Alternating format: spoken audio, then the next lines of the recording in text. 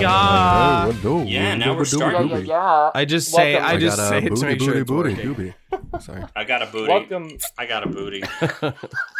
Okay, welcome to that big D&D energy, where we've got booty rocking everywhere. And I will introduce you to the characters now. Scott Shoemaker. We're gonna start with you because we're gonna give you a second chance here. Thank you. What do you got? This is a second Scott chance Shoemaker. that Nezran, my character, has yet to find for himself. Greetings, everyone. I'm Scott Shoemaker. Nezran. Next in the order, we've got Wesley Van Hoosen. Hello. What do I say here? And you are? Oh, I And play you are? arrows. We will never get we this. won't. We will never get I never this remember because in I our don't remember existence. if we promote here or No, if we promote at the end, you hack. Come on now. Say your characters. Shut up, Dustin. I'm the most professional person on this All group. right. I play arrows. Next in the order, we've got Dustin Sutcliffe. Hi, everybody. It's your favorite, most beloved cowboy Candyman. And like usual, I'm ready to shoot it up, partner. In that little, he just put on so a you cowboy know. hat in that little lull of, Visual of gags silence are great that you got for there. podcasts. Visual gags are great on the podcast. Yeah. Next in the order, we've got Allison Mann. Hello, it's Flint Frostbeard. I hate all of this. Yeah, I also hate all of this. Hate it. We'll get it in post. And we also have a special guest here that we shall keep secret until the moment that they are revealed in the special part of the story. Shh. Special guest, be quiet. Hold on. Just hold on. You're going to make Is it. it the Okay. Noid? All right. Okay. So let's do That sucks, dude. a little bit of a recap. And I wrote shit down here so I can read it aloud.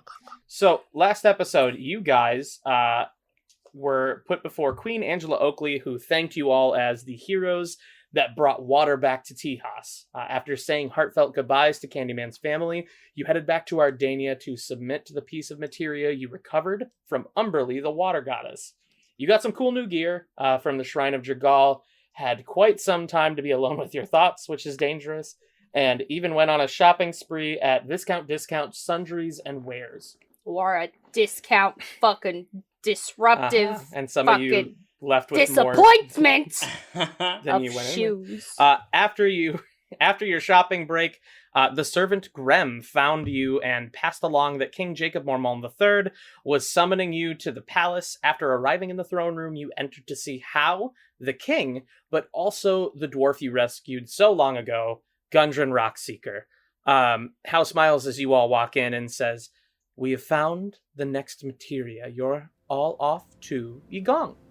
And that's where you find yourselves now, in the throne room. Hey, Nezran, how's your neck, dumbass? It's kind of... I don't know. I feel like I stabbed myself or something. I don't know what was happening there. It's a mystery for sure. If you It's a need deep some joke. healing, let I me cough up a know. little bit of blood. How looks at the king and says, "Is it all right if we tell them now?" And the king says, "Absolutely. Go ahead and debrief them, as it were." And How turns back to you all and says, "You will all be off to the wealthy country of YiGong. They make their money by supplying the Elven War to the west, and that is basically their main source of income. And it's not really safe to travel by airship, so we have acquired passage for you all by boat." Now you're talking. fuck. Now you're talking, Great. buddy. We like some Another boats. experience with boats. Time to sing some sea shanties. Yes, unfortunately, an airship would not last long enough overseas, so we had to get this boat ready to go for you. We have acquired a captain that Oh, thank apparently Malik Baldwin knows personally. Oh, So fuck! I'm sure they're a trustworthy bunch. Mm. And then, actually, while she's talking, Gundren kind of walks forward to each of you and says, "How, if I might, I just wanted to thank all of you for everything you've done up to this point, and also for saving my life. back in Phandalin. I cannot thank you enough. That gray matter, whatever stuff would have taken me over, no problem. I felt like I was lost. I have decided and now you're to. found. Yeah, no, definitely. I feel as though after I was taken over by that gray matter, I have, I don't know, some sort of special. To do? No. Some special like connection to the materia, and I have decided to help How in this regard and try to help hunt down the materia. Which actually, I was the one who helped find this next piece of materia that you guys are going to go see in YiGong. I can't really pinpoint its exact location, but I feel a strong presence coming from there. Excuse me, DM. We have a timeout? No, Yes. Can I get a spelling on a gong, please? YiGong? So YiGong. it's YiGong. It's pretty much the YiGong. Thank you. Yeah. I'm just taking notes. No, it's fine. And Hao says, when Gundren awoke, he was able to feel a pull from each of the materia that is strewn throughout the world, so to speak. And he feels this strong presence coming from YiGong. We do not know where, however, so it is up to you, once you arrive, to hunt it down and procure it. Does that make sense? Does anyone here have any connection to YiGong? I mean, are we just going into this apparently war-torn land blind? It's not so much war-torn as it is just a place of industry, so to speak. We have sent word ahead of time that you will be meeting with the king of YiGong, and there has been a meeting that is set up. So it's not like you're walking in blind like last time, fortunately. How big's this king? I have never met the king in real life, unfortunately, but it is said that he has seen many a battle. His name is Drakar Zolan. Wait, Zoluan. Sounds like a bit. Drakar Zoluan. God bless Sounds like a you. bitch boy to me. Let's go. Let's do this. I want to get on that boat. All right. Well, indeed. Do you have anything else to say before they leave, Gundren? He turns to all of you and says, I will do everything in my power to find these pieces of materia for you to make up for, saving my life. I greatly appreciate it. I'll lead them to the boat. How, if you want me to? Well, we were going to have Grem do that, but if you would like to go walk outside now. I know you've been in therapy for quite a while. It's quite all right. I'll be fine. And Gundren leads you all out of the castle and kind of down the hill into the docking area of Ardania. You arrive at the docks following Gundren and see a large vessel unlike any boat you guys have ever seen, covered from front to back in circular shields with a dragon's head carved in wood mounted at the front. Sailors are moving every which way, loading cargo and preparing for the journey, but you see Malik Baldwin speaking to a gentleman with a peg leg and a tri-cornered hat. It appears that this person is the captain. And as you walk up, Malik notices all of you in a group and says, "Oh, Gundren, it's good to see you out and about. How are all of you doing? It's been a while." We're fine, Malik. So I wanted to introduce you all to the captain of this vessel. This is my old acquaintance, Gunnar Teach, and this peg-legged older man with salty white hair and beard comes over and he says, "Oh, this is going to be the group then that's going to be up on my vessel, is it? They look like they don't even have their sea legs yet. Malik." What the fuck I do don't you need mean we sea don't have our legs. I'm sea an legs? You better asthma, have some so- tuna on board. I can bend my legs They look a behind bit- my head for your information, Captain. I'm just joshing with you. And I'm not this man's acquaintance. He's a good friend of mine. He's not letting on more than he knows. And he gives Malik kind of a noogie. And Malik kind of pushes him off, and he says, "No, we have worked together in the past. Not so much friends." Oh, he's bullshitting you now. And he raises his hand to shake yours. Who's in the front, actually? Probably. He goes to shake your hand. I shake his hand. I go, "Greetings, Okay. Gunnar Teach. We're honored to make your acquaintance. Pleasure's all mine. I know I said you don't look like you got any sea legs on you, but if you do end up getting seasick, try not to get any vomit on the vessel, I'm right? an Asimar. We don't do that. Okay, because I feel like you'd be the first one to get the vomit on the vessel. You got this look about you.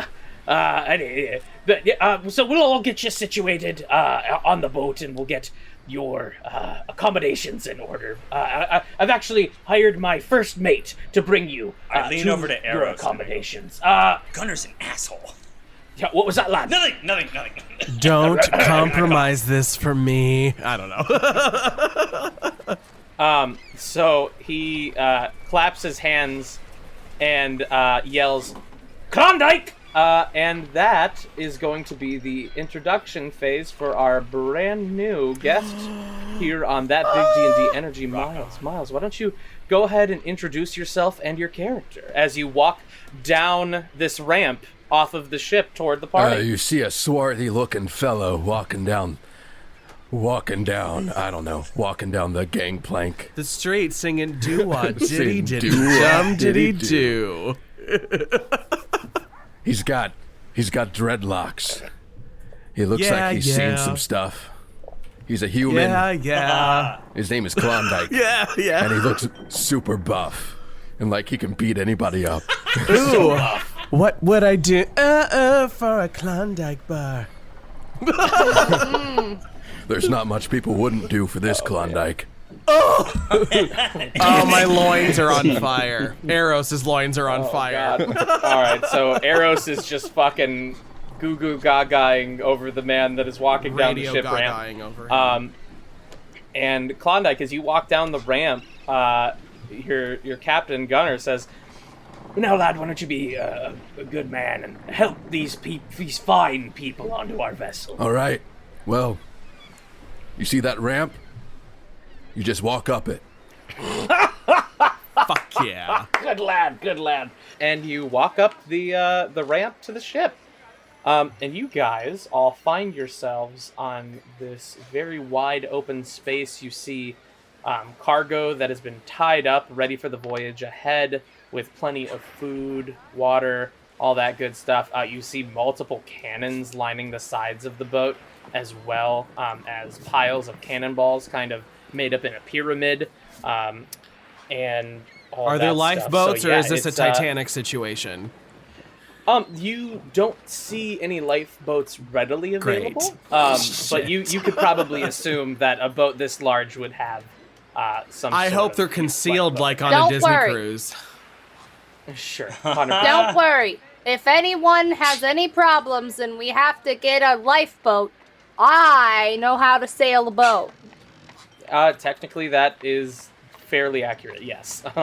And you say that, and Gunner Teach comes up. He says, "Oh, you know how to sail a boat, then, do you?" Fuck. Suck He was just my joking. cock. He doesn't know what he says. I see. What day is it? Tuesday? See, You're crazy. you know, You're a crazy old man like me, are you? I'd say crazier. Who are you calling crazy? Well, you, of course. That's what I'm talking about. You crazy, I'm crazy. We're both Do you crazy. like tuna, Captain? And he Captain, may I add? maniacally Do you like Tuna. tuna fish? Tuna fish? He kicks a box next to him, and just like fish come piling out of it. Holy And- Argentine.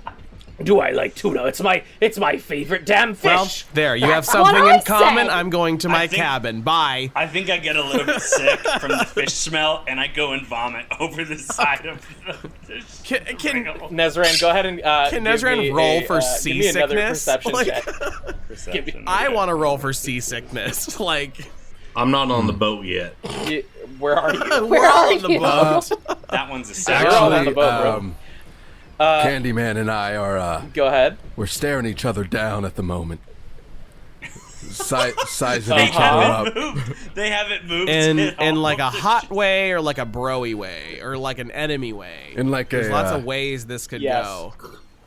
My right hand's on one of my pistols, and I look him dead in the eye and I go, Klondike, is that fucking Candyman. you? Ah. Nice to Wow, see your buddy. stupid face again. Nice to see your moronic face again, Oh. bitch boy. Can you fucking hold on? This is gold. Wait, Aaron, how the fuck do you two know each Aaron, other? you didn't plan this? Nope. Oh How the fuck do you two know each other? Please make that canon. Abso-fucking-lutely. You could say that the two of us are, Eskimo brothers. Oh, no! Well, you could say that. You could say, I took the girl you were in love with and walked away with her. Oh. You don't say! I also fucked Trish! You just hear never Nezra in the back fucked room Trish. throw up even more. Like, ugh. So, Okay, I'd really like to roll for seasickness now. Yeah, give me a constitution roll. Save or just a straight? Save. Yeah, give me a save. Give me a constitution save. Yeah, so Arrows goes to the side of the boat. Like, that was Oh, lad, we haven't even left the boat. We haven't even left the dock yet. You got that to was calm an 8, down. so it wasn't good. I just lost my cookies Oh, already. boy. Well, at least you didn't vomit on the boat, did you? No, I think I got it Did on you? the rocks. I'm a thank wizard. God. I can All right. kind of Well- prestidigitate my vomit out a little bit. We'll leave that to Ardania to clean up. All right, and he rings this massive bell up at the front of the ship, and he says, "It's time to shove off, you salty dogs!" And you notice a bunch of different sails being taken down, and some of them are going up, and you see ropes go flying every which way. Klondike grabs onto a rope that is just like next to him, and it like lifts him into the air for like you have no idea where it's coming from, where that momentum is coming from. And Candyman, you watch him go up with a scowl on your face, and yeah, you guys take off out of port. And I'm actually going to give this next privilege, since this is going to be a fairly long voyage. Before you guys kind of set sail into the wide open sea, do you want to do anything? I want to go punch Klondike right in the mouth. But do you do that? I know your character is driven; it wants to punch you. But do you do that though? I breathe heavily. You got the girl. Why? And I keep just staring at him. But for some reason, I just want to hit him. And then I turn around and I hit the side of the wall and I go, Out of nowhere, one of the sailors is next to you, like tying a knot, and he just like looks up, is really fucking confused, and then I take my gun, I point at him, and I say, "You want a piece of this?" No, I don't. I don't want a piece of that. Candy, sir. No, stop thank threatening you. the shipmates. I don't know what that is. Is that a magic wand or something? And the gunner, Oh, don't fucking do it. Captain. Yeah, Captain he's Gunner. a fucking fairy. So you're pointing a gun at one of the sailors right now, and Captain Gunner from behind you says, "Excuse me, kind sir." And you turn around, and there is a full fucking cannon, just faced at you right now, and he's got his peg leg up on it, like Captain Morgan style. Oh, shit. And he's got a fucking, he's got a cigar in one hand, and he says, "Now, if I were an angry man, I would probably shoot you here with this cannon now, wouldn't I, Candy? But, I'll tell you what, I am not an angry man. If anything, I'm batshit insane. So, here's what I'll propose. You don't shoot my crew, and I don't shoot you off of my boat. How's that sound?" Where I like the way you roll. That's what am I right thought. now? You're just You off in the nether. You're just Yeah. flying around. You're in the rope first right now. I will say that if you want to land wherever you want on the boat, I want to you totally land can. right behind Candyman, and I'll put a hand on his shoulder, and I'd be like, and I'll say, "Let's let bygones be bygones. You may have I'd listen to the boy if I were you. So. You may have fucked my girl, but Yeah. I have no beef with you." I toddle over and put my hand on his waist because he's probably taller than me, and I go, "Our girl," Our Look, we all made our way through Trish. and then I give him a pat on the butt. I tell Candyman, "Let me get you a drink," and we go down to wherever you drink things on a boat. I imagine the I bar. gently, Is this like as a he says that cruise? to me, I gently take his hand off my shoulder and I said, "You always did know what I liked, buddy." So there Oh, definitely hell. is a bar downstairs. like a little mini bar that has like food stored in there and everything like that. And obviously there are just like cots and hanging hammocks and like all of this stuff like everywhere where you see some of the crewmates taking shifts and sleeping, and all that fun stuff. But yeah, there is like a little mini bar down there where there are kegs of ale stored. I'll say. No liquor? So I. Sure. Yeah, we could say there's some liquor down there. What kind of pirate? I mean, what kind of ship would it be without you see arrows just pouring? Sure, absolutely. DM. Yeah. Not to digress too much. Do you want us to have a moment of us discussing Scott, this, drink or with would me. you rather? If you skim really over no, this? hey, if this is something you guys want to do, absolutely. Again, I am giving you all like one aside to do whatever you want before you hit need the a wide mixer. open waters. Okay. So we take. I walk up to the bar and I'll say, I'll take 2 loggers on me. I put down Okay. 2 coins, 2 gold coins. Hey, you Because I know, have no idea how much it costs. And I The just go, I bartender. work on this boat. I could probably just get you some beer. Yeah. I slowly slide the coins back Arrows into is like, my I've pocket. already made my way Alright. through some, so I'm just gonna give you gold because I feel bad. So let's say there is a bartender like behind the bar, and he says it's an open bar, sir. You don't have to like Klondike says. You don't Do gotta you pay get nothing. tipped? Well, I get paid a fair wage here, just like everyone you else. wanna get it's a very tipped? progressive boat. It's a very progressive boat. It's a very progressive boat. I want to work on this boat. Damn. Are you asking me if I want sex with you, sir? Is that what you're I asking me? mean, not originally. I was actually asking you, would you appreciate a tip because I'm drinking a lot? Oh no! I could Do you not wanna accept- have no, sex with we're me? very casual about that. Yes, I do. Yes, Perfect. I do. Yes, I Here's am my a gay. I'm and a then gay. Eros trades room numbers with the bartender. I'm in cot number 105. I'm gonna. I can't even do it. Just keep going. Okay.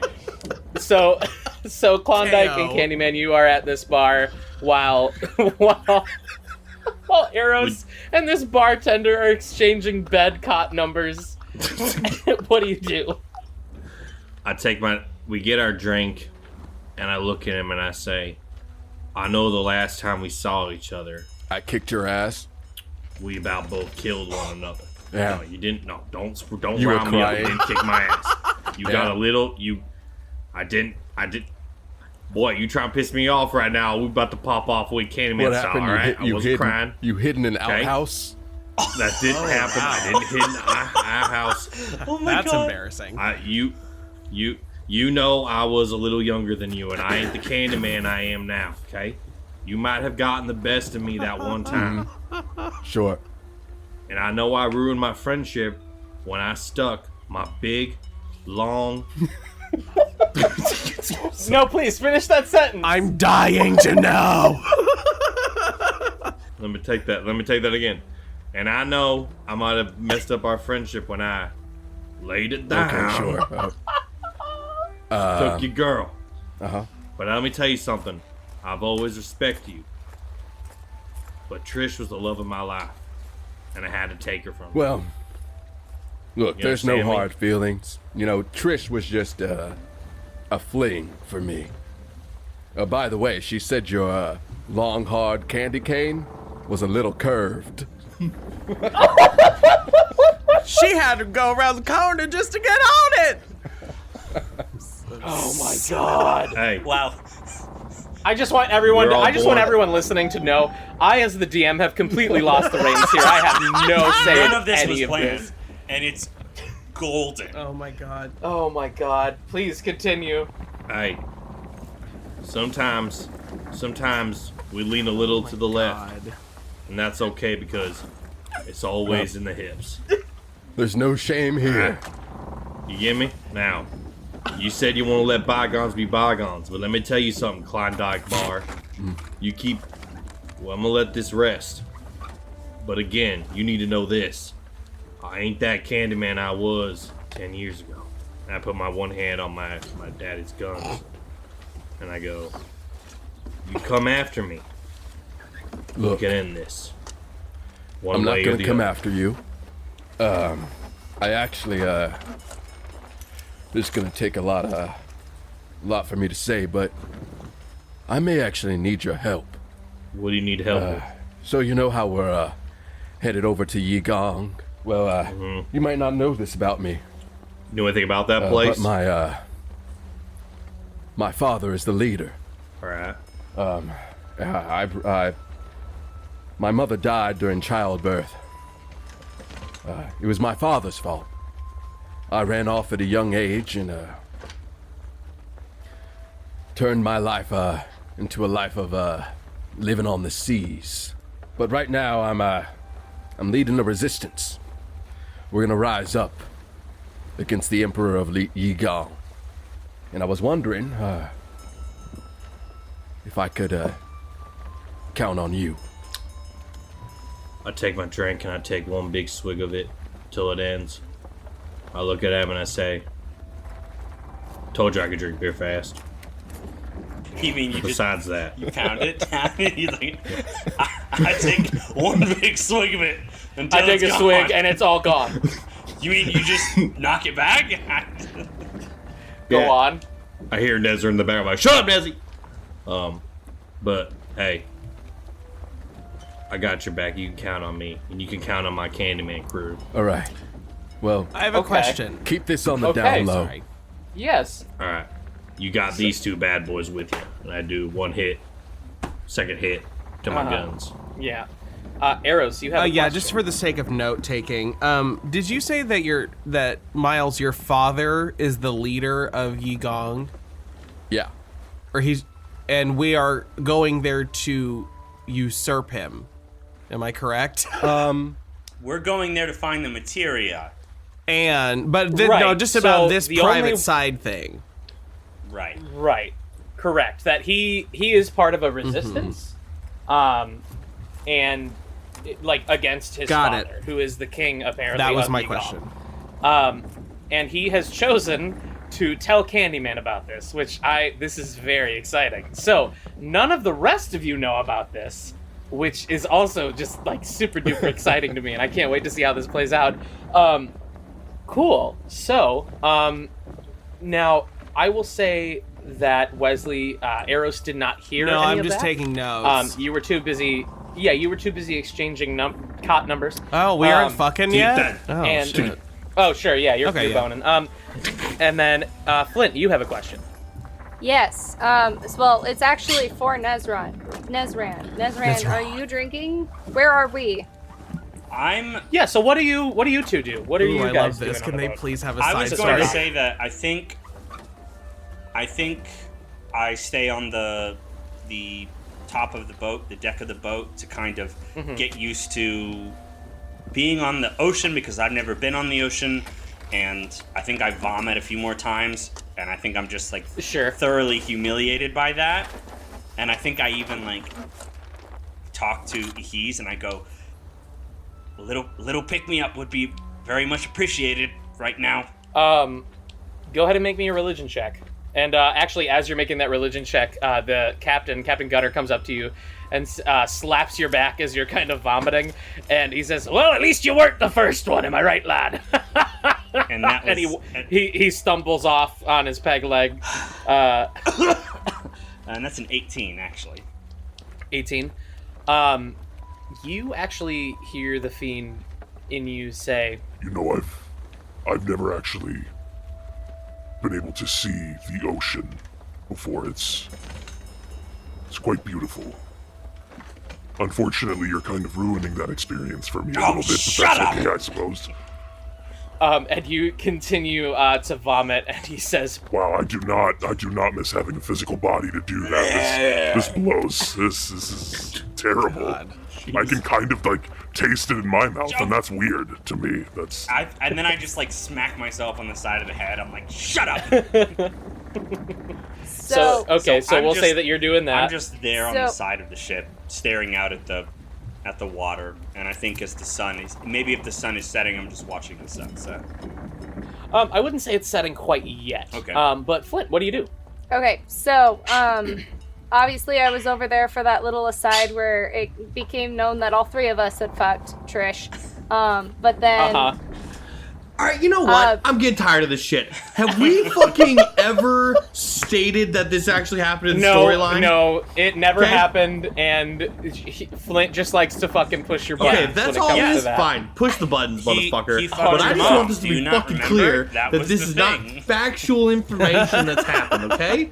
You're right, he did not fuck your girlfriend, Trish. He did fuck your mom. I think I need to roll a history check. He didn't even do that. Okay. Oh, I rolled an 18! For nothing. All right. You can't just roll the nat 20 checked for the that. history. I fucked your girlfriend. Any dice. I took her legs off. That was me and my massive dog. Yeah, Klondike, you know that? She ain't got no legs no more. No, I thought she was just disabled. She's paralyzed. She's paraplegic. She's just paralyzed. Okay. Yes. So Flint, what do you do? So, when they go down to drink, I go over to Gundren, and Gundren is actually not on the boat. He did not make his way up the boat with you. Son of a bitch. Never mind. I was gonna cast Zone of Truth on him. So you can feel free to cast Zone of Truth wherever you want, Allie. Like, if you want to cast it on, like, let's say the captain or any of the crew members or whatever you want to do, feel free to do that. No, I don't. I literally just wanted to cast it on Gundren because he tried to kill us. Gundren, however, he was under the possession of the Grey at the time, which you do know as your character. What about, is Malik Baldwin, I mean, he's still a Zentarum? Or is he not? No, he's go ahead and make me a... Actually, I think you already know this. I'm not even going to make you roll for it. He's a member of the Harpers, a different faction. Okay, so he's not bad. That all... I think I'm getting confused, because I thought one of them... Go ahead and make me a history check. Okay. Can I keep my 18? I'm just kidding. No. Fuck me, that's a nat 1. Can I keep my 18? No, you don't know jack shit about damn the Harpers. You know that you think that they're some sort of fucking boy band or some shit. Cool. So okay, but like the reason that I ask is I'm trying to decipher what's real and what's not. Okay, but do you want to do anything while on the ship, or do you just want to kind of take in the views? Is that something your character wants to do? Well, honestly, I kind of don't have great memories with ships, and I'm kind of pissed that I'm on a boat again. So I guess I'm just gonna, like, fiendishly eat all of the tuna in the box on the ship. Okay, sure. So, you're just gonna fucking stomach raw tuna? I mean, I'm getting raw dogged in a cod. So. Like a fucking cartoon. Hold on. Like a fucking cartoon cat? Like Gollum. No. I'll take that real quick. Hold on, I have a dagger. Touch it raw. Yeah. So you make your way over to the tuna and you're just kind of fucking staring at it. One moment, please. Sure. I was gonna feed you something. Okay. She's just Flint's just over the fucking boat, just as they jump out of the water. Just I have a mess kit, so I use my mess kit, which has a knife in it, and I scale the tuna, and I still eat it raw, but like civilized. Okay, so we'll say you're skinning this tuna, and as you're doing that, I'll say you don't eat it yet. Captain Gunner comes over to you and says, "Well, it looks like you do have your sea legs there after all, don't you? You're skinning that fish real well, I'd say. How would you like to help out in the kitchen? I'll give you all the tuna you can eat." I'm there. Okay, that's good to hear. Good to hear. Between I and you, I'm quite a bit of a tuna connoisseur myself. I know how to make every dish out there that has tuna in it. Oh God! If you'd like, I could teach you a dish or two. That depends. What dishes do you know? Oh, you're in for a real treat. And he puts his arm around you, and you guys kind of walk off with a couple tuna just just like in your hands, Oh my God. down toward the galley where all of the cooks are and whatnot. Cool. So we'll say that that's how you spend your time on the ship.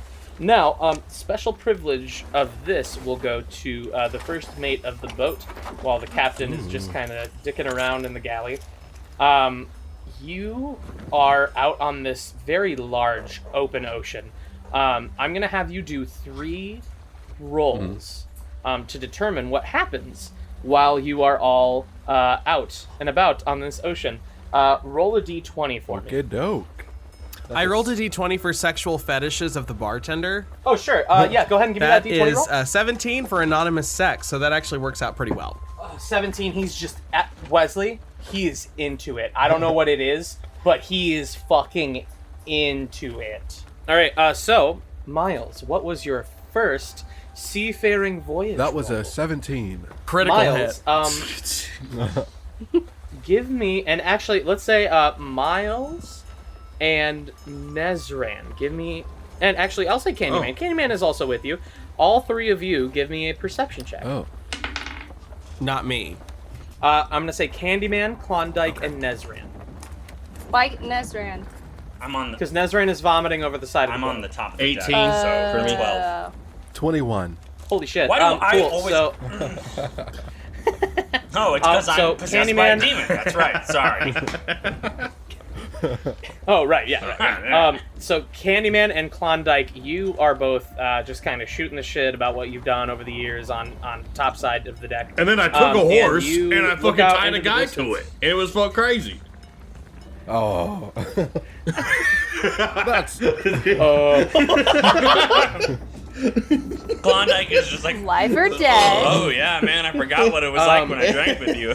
Oh, man. So you all look off into the distance and you see a great swirling, almost typhoon-like portion of the sea, where if you were to get the boat into it, you'd be sucked down into the water. And you notice it just in the nick of time with both of those rolls, and are able to help the boat avoid this disastrous thing from happening. Go ahead and give me another d20 roll, Klondike. Oh my god. Well, Candyman, we're a great team. We should have a, I don't know, like a buddy road trip movie. We should. We'll call it. Couple buddies. Trish Tuckers. Crossroads. Double buddies. That was a 3. Okay, a 3, you say. Cool. So you are all, we'll say all of you are kind of up top side on the deck at this point. Enough time has passed that everyone in the galley has finished making dinner for all of you, and they bring it up top side, and there's just tuna galore, made in so many different fashions and ways, and it's just so many It's different types of amazing. tuna. I You've never didn't- seen it before in your entire life. It's amazing! I didn't know that they had heat to cook This tuna. is too I've been much doing it tuna. wrong this whole time.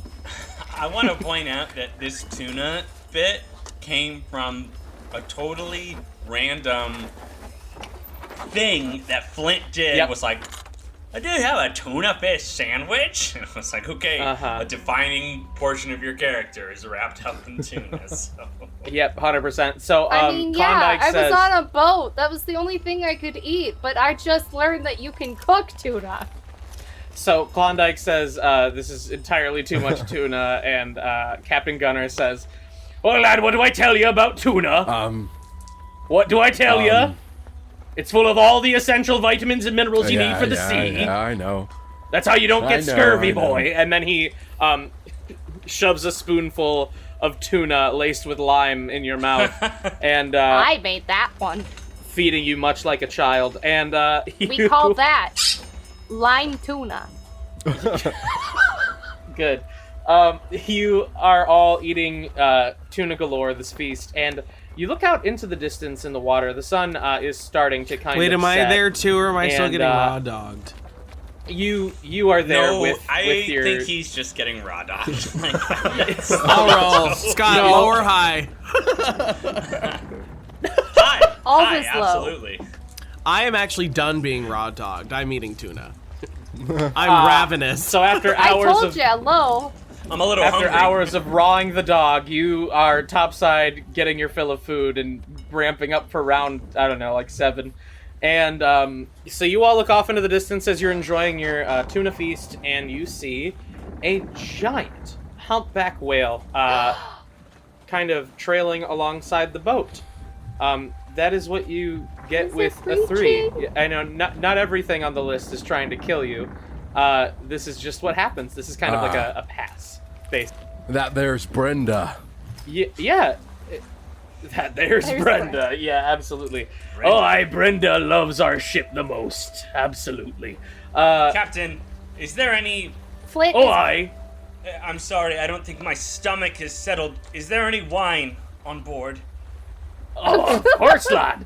And he goes to a barrel and he takes your glass and goes to a barrel and pours some wine sorry, into it. your bartender's shuts a off the little tap. out of commish. I don't understand what you mean. Are you talking? Did you fuck him? Captain, please, no. Oh, well, yeah. That's Jib. That's Jib for you. And he brings you back a glass of wine, Nezran. That's Here funny. you I go, called lad. him Jab. Thank you. Can I That's ask? such a bad joke. No, that was awesome, Wesley. You know I'm putting a drum and cymbal soundbite next to that shit. You know Can I I am. ask the captain a question? Aye, lad. What Hey, be your Captain. question? Aye. I'm from Tejas, so we don't have oceans really around us. But I was wondering, Oh, I did a lot of business there. I took Klondike there for quite some time doing business, if I'm you not got mistaken. any beasts in these waters somewhere? Oh, beasties there be. What lad, kind of beasties? there be? Plenty of beasties in the sea. What kind of beasties? Oh, Jesus. Giant octopi, krakens, giant sharks, regular sharks, smaller sharks, Nemo.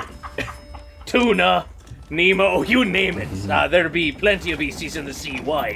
Why do you ask, lad? I've just heard stories about incredible sea creatures coming up on these boats and taking hold, and I didn't know. Well, how do you think I got this here, lad? And he knocks on his wooden leg and says, I am probably the only man alive to ever see a kraken and tell the tale, lad. And then I look up from my tuna with lime and wine, and I go, "You've fought a kraken and lived." You say that out loud, and all of the crew members, including Klondike, go, Here we go again. and What? and It's a pretty. and the captain goes, so there I was, God.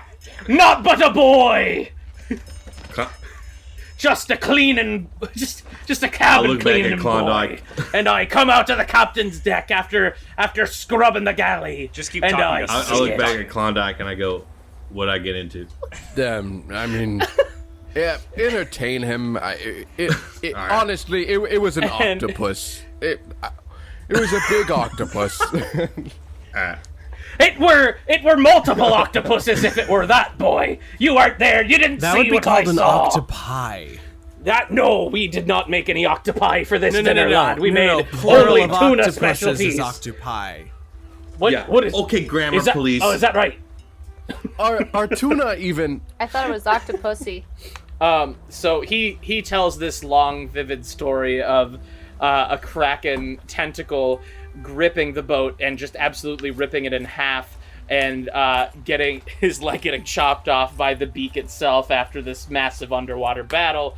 Everyone, give me an insight check. What is it? Insight? So a 2. Insight. 15. 25. I rolled a 3. 14. A nat 1. Anybody with a 13? So a 2. Yeah, anybody with a 13 or higher. Yeah, he's full of fucking shit. Duh. He's I rolled he's for definitely that? not telling the truth. 100%. So Okay. you basically spend the night. What? Well, you forgot to tell me what the whale's doing. The whale's just swimming up alongside Just the being a whale. ship, just Just hanging a out. whale. So Just being Being a a whale. whale, looked making their down at farty this whale. noises. And I looked down at this whale, and I'm mesmerized by whales. because whales helped me after my ship wrecked. They helped me get to shore. So the fucking, the captain comes up to you and says, "You got a special attachment to whales, do you?" I do. This one's feeding right now, I can tell you, because when it opens its mouth, there's this thing called baleen in it. What the fuck? And Everyone, the water welcome to that goes big in and the D&D fish energy. stays there. Where And we that's talk how to I you was about carried to whales. shore. He looks at you as you're explaining the anatomy and feeding of whales, and he says, "Oh, aye, that be true, that be true. These are mighty intelligent creatures. Whales saved my life once. Saved my life. It's the only reason I have my other leg." Oh, you and, don't say. Aye, so there I was! Next to... And he goes on to tell you another Klondike, story. is this another story one? Is this about another Oh, one? well, fuck me. him getting That's very similar. Okay, so there I rescued was. by a and pod of I whales. was sailing my boat. No, and all of okay, a sudden yep, a and ball then you go came into a up. long-winded story about whales. So Gunnar is just like tearing up a little bit, and you see him pull a handkerchief out of his jacket, and he just kind of dabs his eyes. Oh, that was a beautiful story. That were. Why? Where did I hear? Thank You such mind if I take it beautiful and try to music? tell it as though I was the main character? in it? If you were the, I mean, I love telling stories. Do you mind if I took some notes? Do you mind if I adhere it to my own personal stories? It's not what's in copyright, it for is me? it? Nothing. Good fucking god. All right, Klondike, go ahead and make your third roll. Your third ship survival roll. That is a 12. So the sun is not quite down over the horizon yet, but it is kind of getting there. And you all, the night's kind of winding down. The feast is over, and you're all just kind of chilling up on the top side of the deck. You're not ready for bed yet, but the captain is up at the front of the ship. Everyone, go ahead and give me a perception check. What do I percept? why? I'm right next to him, telling him about how. No, that was Whales. hours ago. Well, but I mean, okay. Perception 13. Yes. 14. Okay. 12. I got a 16. Okay. Who got the highest roll out of that? Miles. Oh, I yeah. got a fort. Yeah, Miles. Yeah, I got a 16. And then Nezran, what did you get? 12. 14. 12. Wesley, what'd you get? I also 14, got a 14. So I will say Klondike, Candyman, and Eros, you all are kind of shooting the shit at this point, and you notice the captain staring pensively off into the distance in the front of the ship, and you all kind of go over to see what's up. And Klondike, when you get up there, he notices, and he says, "Klondike, ready the men for battle."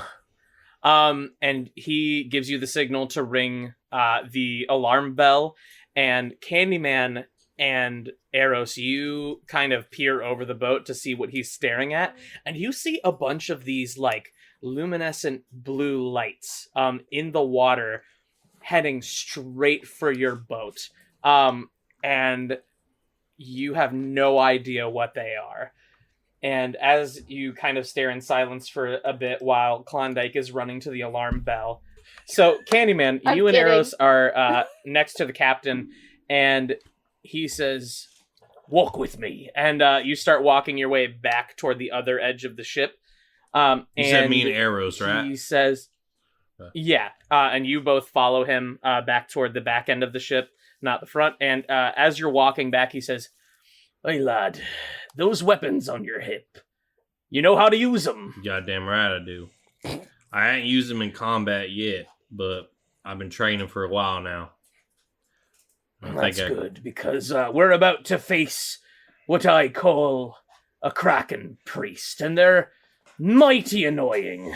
And you're going to hear a lot of preaching and carrying on about how the Kraken's the god of the sea, and I want you to pay attention to none of it. But can you hear him?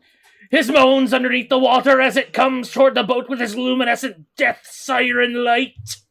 Oh, I can hear him, and I think I got... That wasn't rhetorical, lad. I'm talking to you. Yeah, I'm sorry. I was trying to talk to you. Yeah, I can hear him. And I think I got... And you, Eros. Yes. You got any long-range spells on ya, boy? Oh, yes. He draws a saber and says, "Oh, that be good then, because you're gonna have to take care of these for me while I guard the crew downstairs." Is 240 feet far enough? That's plenty far enough for this vessel, lad. Okay, good. And Wait, Klondike, this Kraken, you said this is a Kraken. It's in the water, right? No, lad, it's a Kraken priest. They survive on land and sea, seeing as the Kraken can't. And he starts making his way below deck. "I'll defend the crew downstairs. You lot, take care of them. You got it, Klondike?" Yeah, we got this. "Good lad." And he goes down below. Give me an insight check, all of you. Wait, am I included in this or am I crew? Yeah, all of you, give me an insight check. Okay. Whoop. 'Cause Okay. technically I made the kuna. Oh, I am rolling pretty good today. 18. Okay. 18 for Candyman. I got it. All right. I got a 7. 7. Okay. I got a 6. Okay. 10. Okay. Full disclosure, Hold I on. got this fucking pearl that makes me breathe underwater for 24 hours, and I'm dying to fucking use it. Then go. then Take a go. swim. I've been I mean- dying. I got these shadow glass daggers. I was real excited about I'm them. fucking about to jump in that We'll fucking see what ocean happens. and fight some sharks. I rolled a 2, so I get an 8. Oh, cool. Candyman is the only one that knows this. The captain is just very tired. He doesn't want to fight these Oh things, my and he God. just goes below deck. Cool. So, as you guys, Wait, you're as really the just gonna bell- go down? All right then. All right, dude. Yes, I'm defending the crew, boy. Yeah. It's a captain's duty to defend his crew. All right, buddy. You go down there. Klondike, with your, what did you get, a 6? I got a 7. With your 7, you're like, yeah, no, that makes sense. Yeah, that makes sense to me. Yes. Yeah. Cool. So, as the reverberations of the bell that Klondike is ringing kind of die down, you hear just the silence of the water lapping up against the side of the boat. And you kind of peek over the edge and you don't see those blue lights anymore. And then all of a sudden, a loud splash right up the front of the boat. You guys are all kind of toward the back, but you see up at the front this squid-like creature with bipedal legs and like 2 arms, but like his face is just covered in tentacles. Very Davy Jones from Pirates of the Caribbean-esque, if you need a better visual, appears up at the front of the boat, and he says, "To all of those sniveling humans and other beings that do not praise the Kraken, I have come."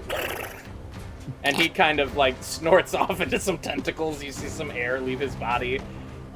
You get the sense that he just doesn't breathe very well up here. "You shall submit yourself to the Kraken or perish. You shall You become literally- followers of his word." You see this and hear this Kraken priest. He's kind of dressed in this seaweed-esque robe. Do you say anything to him? I hear him say these things, and then just totally, without any thought, I go, "Oh my God, he's a fucking nerd."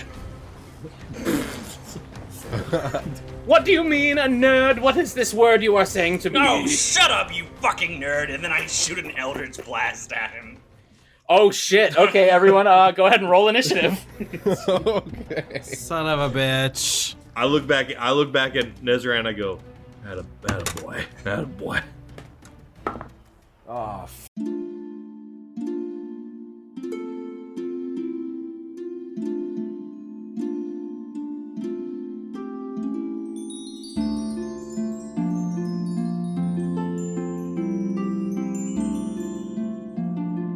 No, I promise you didn't accidentally hit a button or something like that. You're still listening to the episode, I swear.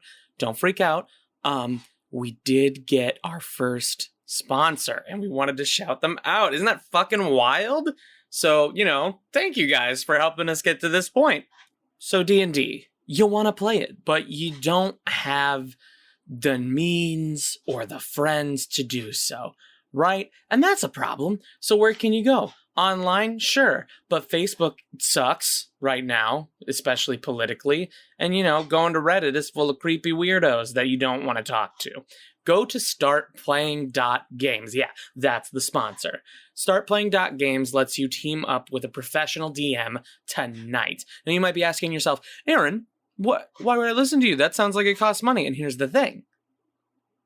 Some of them do. Some of them do cost money. But I can tell you there are free ones on there. I've done them, both the paid ones and the free ones. I've also hosted games on there, which is something you can apply to do, and it's all fantastic. Seriously, you can go to bit.ly/startplayingenergy and get a $10 credit toward your first game. That's going to be bit.ly/startplayingenergy. One more time, bit.ly/startplayingenergy. Again, I don't know how regular these ads are going to be, but we do have some shout outs that we did wanted to do. And thanks to you guys, we got our first sponsor. So I just wanted to shout you guys out as well. Thank you so much. Please continue listening to the episodes and sharing them with your friends. It really does help, as proven here. And now we can, I guess, get back to the episode. Cool. One more announcement. I'm super stoked. That's it. All right, let's get back into it.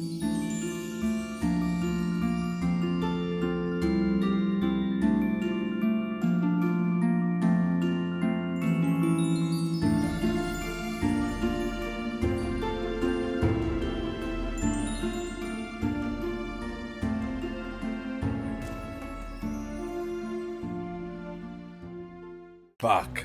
How big is he? I'd say he's about 6'2". Oh. Very, very skinny, though. Okay, I thought this was like a kraken that was also a priest that was coming out of the water, so it was like huge. No, okay. no. No, it's just a dude. No, he is a very Davy Jones, like I said, Davy Jones-esque Or looking. Squidward. Gotcha.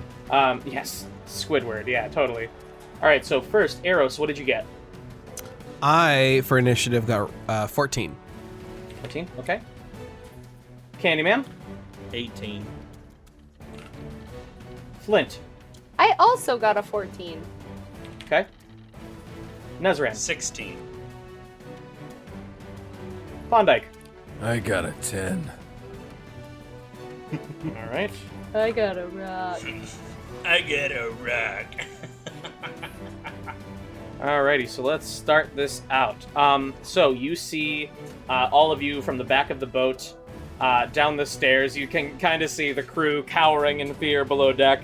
And you see over at the front of the boat this 6'2" kraken priest with tentacles flailing as Nezran. You get a surprise attack on this kraken-like priest. Hey, fucking man. I shoot off both beams at that motherfucker. Absolutely. Here we go. First beam is going to be a 9, and the second beam is going to be a 22 To hit? to hit. Okay, so the 22 hits, the 9 does not. All right, so damage for that 22 is going to be a 7. 7 damage, okay. All right, next in the order, up at the top, actually, we're going to start with Candyman. Candyman, you go ahead and give me a perception check. 13. With a 13, you notice some ripples in the water, but you also see this kraken priest up at the front of the boat. What do you do? I look back at my team and I go, y'all got this. I'm about to do some other shit. No! And I want to... No! And No! I want to take... And I'm going to take... And I'm going to fucking take that deep pearl fucking... Son of a bitch. I baited him. I baited him so hard for this. As he's doing this, I go in. Nope. It is Candyman's turn. No, sir. And absolutely not. I look back and smallest mini speech in the world. I take the pearl out of my pocket and I go, sometimes I can't resist it, people. and I take the pearl that allows me to speak underwater for 24 hours And breathe. and I go, I believe in y'all.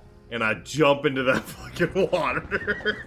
Candace, you fucking dumbass! Now I remember why I hate this guy. Give me a performance check really quick.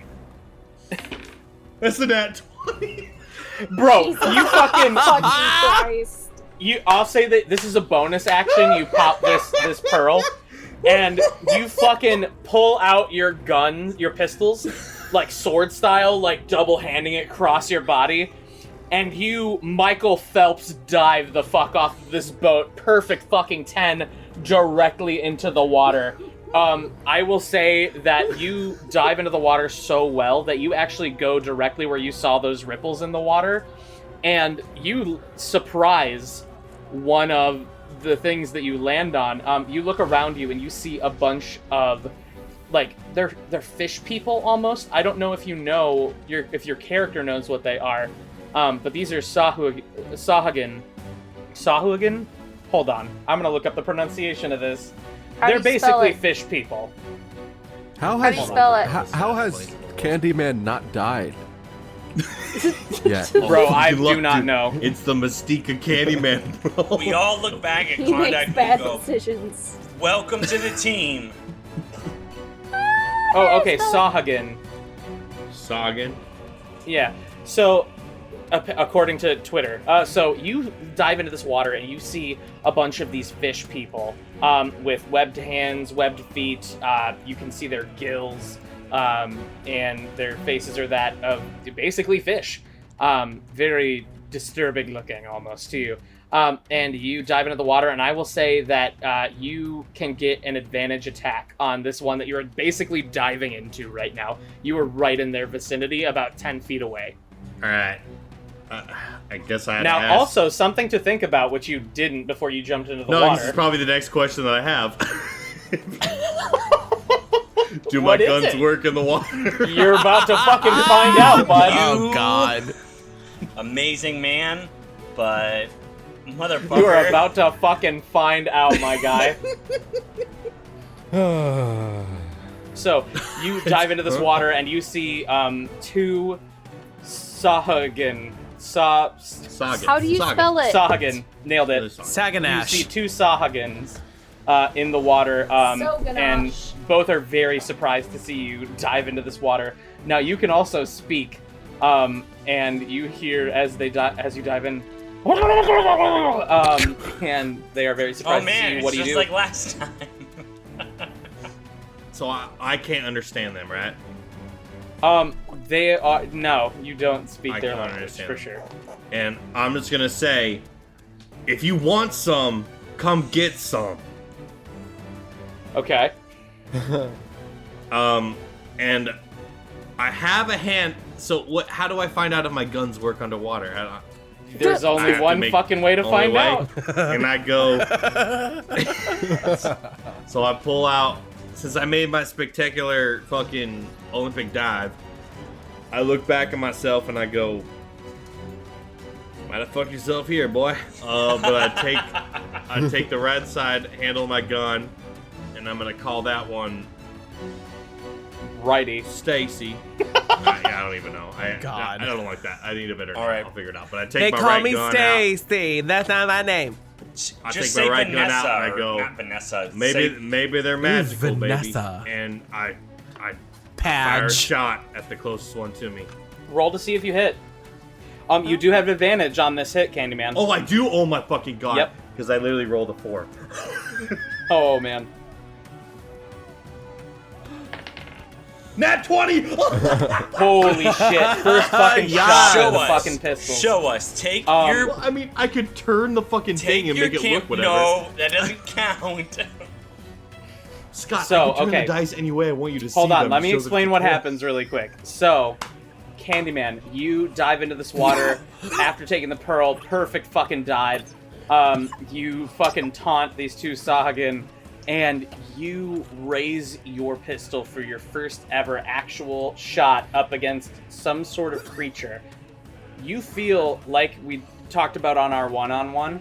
a bit of energy leave your body as the gun kind of glows blue, and you fire off this pistol underwater, and the bullet connects. Go ahead and roll your damage. God damn it. Whoa! Oh god, I just got so excited. I'm sorry. Because technically, you are not using gunpowder with these bullets. You are using arcane energy magic. drawn directly from your body. Fuck yeah. That's Fuck 10 yeah. damage. 10 damage. With a nat 20? Oh shit, No, I always forget that. It should be Fuck. doubled, right? Double it up, buddy. Yeah, it should be a Yes, crit. for sure. It should be a crit, my dude. So it's a 2-7. 100,000%. Quick. So it was 5. Wow, the 12. shit Don't keeps- add the modifier, right? So it's just 2d10s plus not adding the modifier, right? So it's 2d10 plus your modifier, just your modifier. You don't double that. 15. 15? Holy shit. Yeah. Okay, yeah, absolutely. So you fire off, and this bullet connects, and you see what you think to be blood from the Sahagin just like flood into the water as the bullet connects with its body. Absolutely. Cool. Holy shit. All right. You've got some more actions to do, buddy. I You know know, these guns I work just, underwater like, now. told- What do you got? Shit. Well, I'm just gonna take my same gun in my hand, and then I'm gonna shoot that one again. Absolutely. Roll to see if you hit. Nat 1. So with a nat 1, you go to fire your second gun underwater. And as you do, you hear a ka-chink, and you look at your gun, and it is now jammed. You have this. So for those of you paying attention to the podcast at home and all of the players here, Candyman has just gone through something called a misfire. If he rolls a 1 or a 2, that means his gun needs to be reloaded completely in order for it to work again. So, Candyman, you have one gun with 5 bullets left. You have your other gun completely jammed, and you need to take an action in order to reload it. right. Now, that was your, I believe, first action and bonus action, correct? Yeah. All right. Now what? So, alright. So, first action, I'm going to reload my gun again. Okay. And tell me Do I what do- that do- looks like with both of you. So we kind of talked about that. You're reloading your gun. You're taking an action to do that.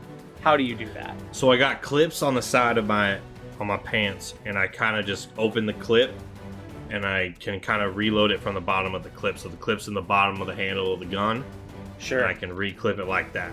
So it's just like a kind of straight down, clip it in, it's reloaded. Absolutely. And That makes sense? I don't even know. The town smith in Ardania, Gembo, actually helped you create that and gave that to you. You see a bunch of bullets float down into the water, sinking into the abyss. You have taken your next action to reload your gun. You've got one bonus action left. Alright, can I just use my bonus action to take that same gun and shoot at the same one? Absolutely. 14. 14? Let's see Yeah. here.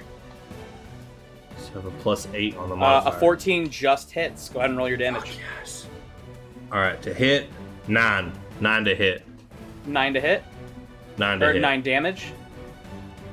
9 9 damage to hit. That's what I meant. Got it. Cool. Yeah, so you connect with another bullet after reloading this gun. You kind of flip it in your hand after you reload it. You take a shot. Boom. Hits him right in the other shoulder. You see more blood flow as this... You can hear this Sahagin underwater just go... It's writhing in pain. Cool. So that's Jesus your turn. Christ, I got an adrenaline dump right now. I'm like, fuck. Absolutely. I'm sorry, did you say you have to take an adrenaline dump? Yeah. I had an adrenaline dump, you tool bag. You're in the water. You're fine. Cool. So next in the order, we've got Nezran. Nezran, you just watched Candyman do the most perfect fucking swan dive you've ever seen into the water. After taking a small black orb, you can only assume to be the pearl that he bought back at shop. What do you do? I look over at the Kraken Priest and and I go, "Oh my god, you're such a fucking nerd." How far am I away from the Kraken Priest? I will say that you are. I mean, he's at the front of the boat, so he's a good 75 feet away from you. This is a big ass galleon, like esque boat that is Viking style. I'm gonna so, move I mean, yeah, my you're pretty far. full movement towards the Kraken Priest. I'm just gonna like charge at him, and then I'm going to, as I'm running forward, I am going to call out to Klondike. I'm gonna go, I don't know what you and Candyman have, but he needs someone in that water with him. It's either gonna be you or me, and it should probably be you. And I say that, and then I shoot off another Eldritch Blast at the Kraken Priest. Okay, yeah, roll to see if you hit. That's such a big speech, but it should gotta be you. Not me, bro. It ain't me. That first one is 18, and the second one is That's awesome. 18 as well. Both hit. Yeah, roll. Holy shit, roll your damage. Yo, so that total is 19 damage. Jesus. Y'all leveled up, absolutely. 100%. 19 damage. He felt that for sure. You see him, he's a rather tall, imposing figure, kind of lanky, but like as you shoot your Eldritch Blast, he kind of blocks the beam with his arms, and you can see it is like singeing him, definitely, but he's trying to like wave this off entirely. Cool, is that your turn? And then I just like yell out again. I go like, "Get off our boat, you nerd!" Absolutely. Cool. Next in the order is the Sagan that Dustin shot. He's actually very, very pissed off and is going to go straight for Dustin. My name's Candyman, but like whatever. Candyman. He's going to go straight for Candyman. He's got kind of like a trident that he can get you with for sure. I speak to him like, "What you think, you Aquaman?"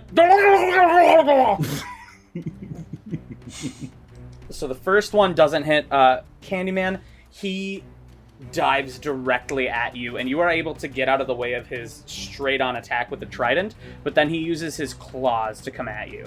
That is going to be a 21. That definitely hits. No, you don't know how Oh, it hits. shit. Don't click that, Aaron. Hold on. Can I ask a really stupid question? Yeah. Why are we attacking the fish people?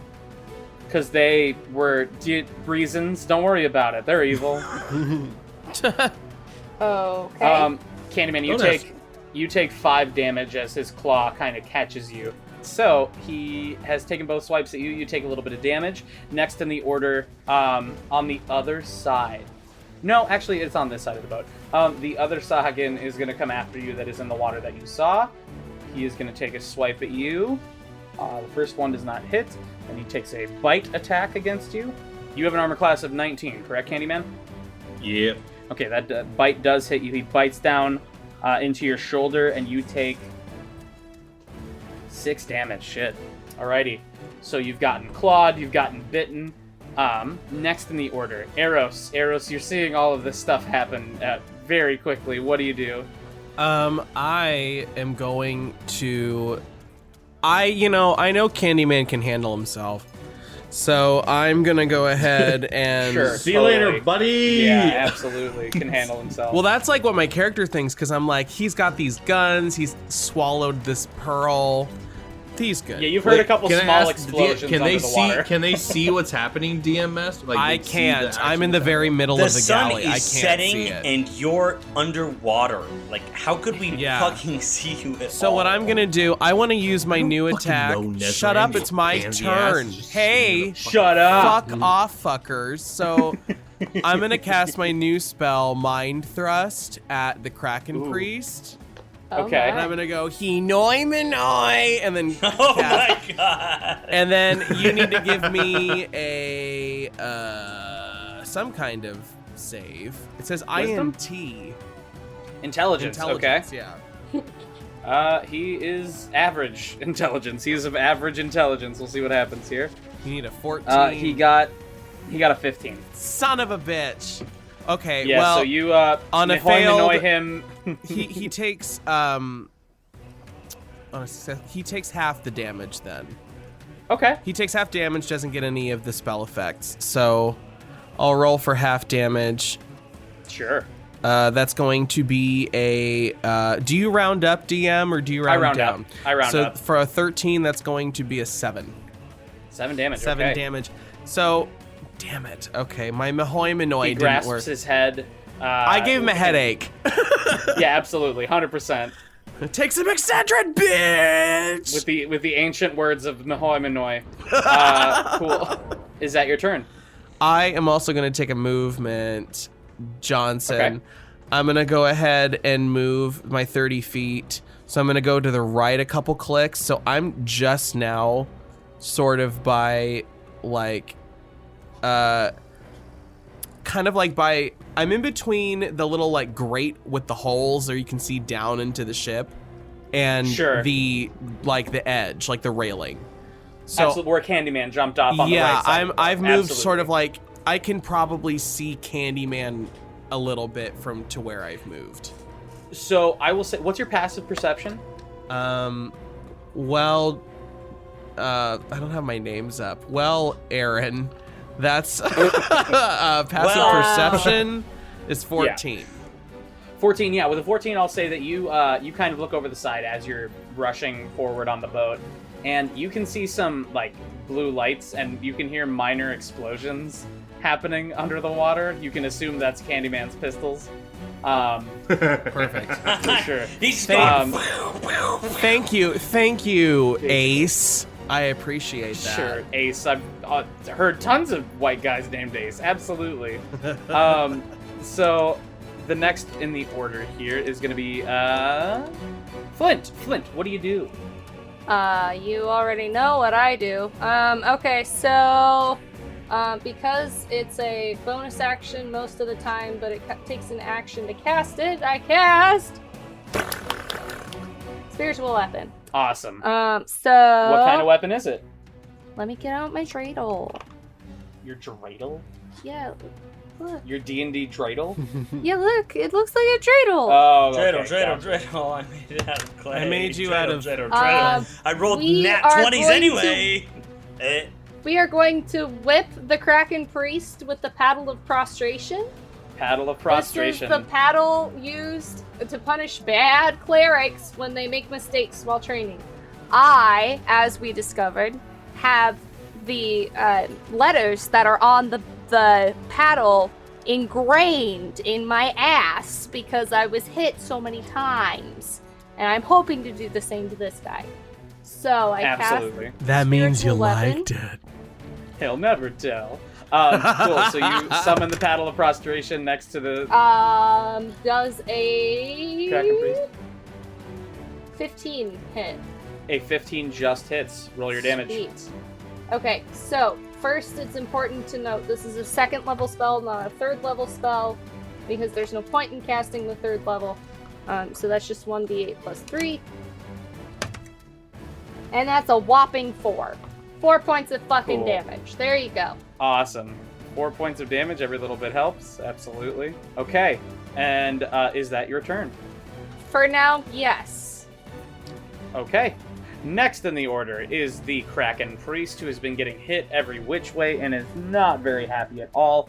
He And is is going to getting take spanked. a glare at, we'll say, Nezran. Nezran, he looks at you, and Nezran, he looks at you and whispers in, like, this fishy tongue, like, and you suddenly feel compelled to follow some random orders. Go ahead and give me a wisdom saving throw. Oh, I actually have a good number on this. That's an 18. An 18. You hear a whisper in your head go, "Drop down," and you pay it no mind and kind of shrug it off. And after he notices that you don't do what he says, let me see what he does next. Holy shit. Okay, so Nezran, you speak Infernal, right? I do. Okay. Does anyone else here speak Infernal? Let me check. I speak Abyssal. No, I don't. I mean, I wonder, do I have understand languages? I could cast comprehend languages. So since it's his turn, I will say that you hear this long dead abyssal or infernal language, I should say. Wait, did you choose infernal or abyssal? This is Infernal. Okay. Yeah. And he raises his head up to the sky and his arms up to the sky, and whispers a spell in infernal. And Nezran, you can kind of understand this. This is an older infernal language that is called the Voice of the Kraken.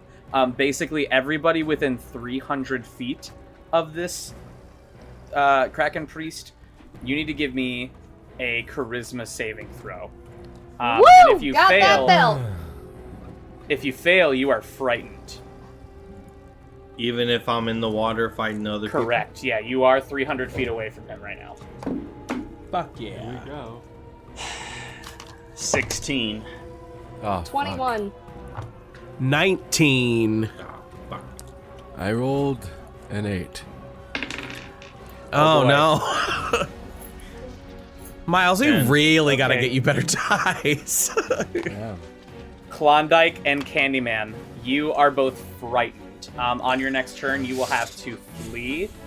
You have But Candyman's never frightened. you Candyman. Well, you will piss yourself have a little disadvantage bit. on any ability checks while you are frightened, and Disadvantage on what checks? ability checks, any ability checks, and you cannot willingly move closer to the source of where this fear is coming from.